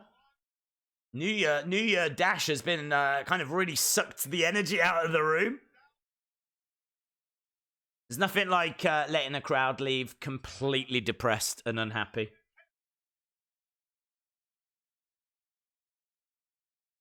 There we go. Kenta claiming he is going to be the man to take those belts away from Naito. Kenta heads to the back. Switchblade Jay White has gone to the back. There is no dissension in the ranks, seemingly, with Bullet Club. Naito is being helped away as well. Sanada is being led away. Looks like the future is going to see Tanahashi and Ibushi taking on Finjuice. Looks like we're going to be getting Shingo taking on Goto for that never open weight. I think we're probably going to be seeing Zack Sabre and Will Ospreay. There certainly seems to be a lot of interactions between those two. Looks like we're getting Kenta and Naito. Looks like we're getting Moxley and Suzuki. Looks like we're getting Jay White and Sanada. So there's certainly a lot of feuds that have come out of this.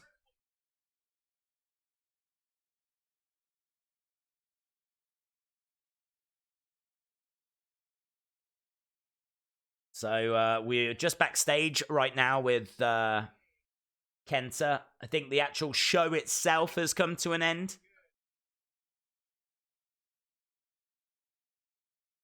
He says it feels pretty good. Did you hear them out there? He is loving those boos.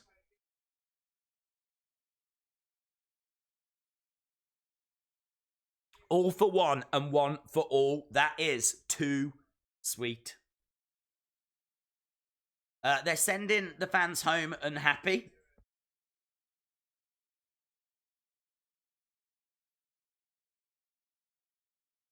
So he's cutting a promo. I just cannot see anything happening. Unless Jay White's going to attack him here, but I don't know why you would do it here and you wouldn't have done it out in the ring. It is very unusual for Jay White to just stand back and let Kenta take the spotlight. I mean, Kenta has come in. He's stolen the momentum of Jay White.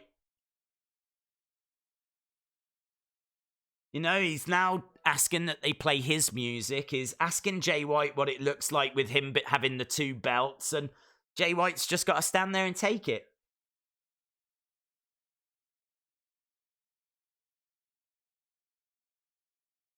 I was really hoping that Kenta would attack White like what Kenny did to AJ 3 years ago.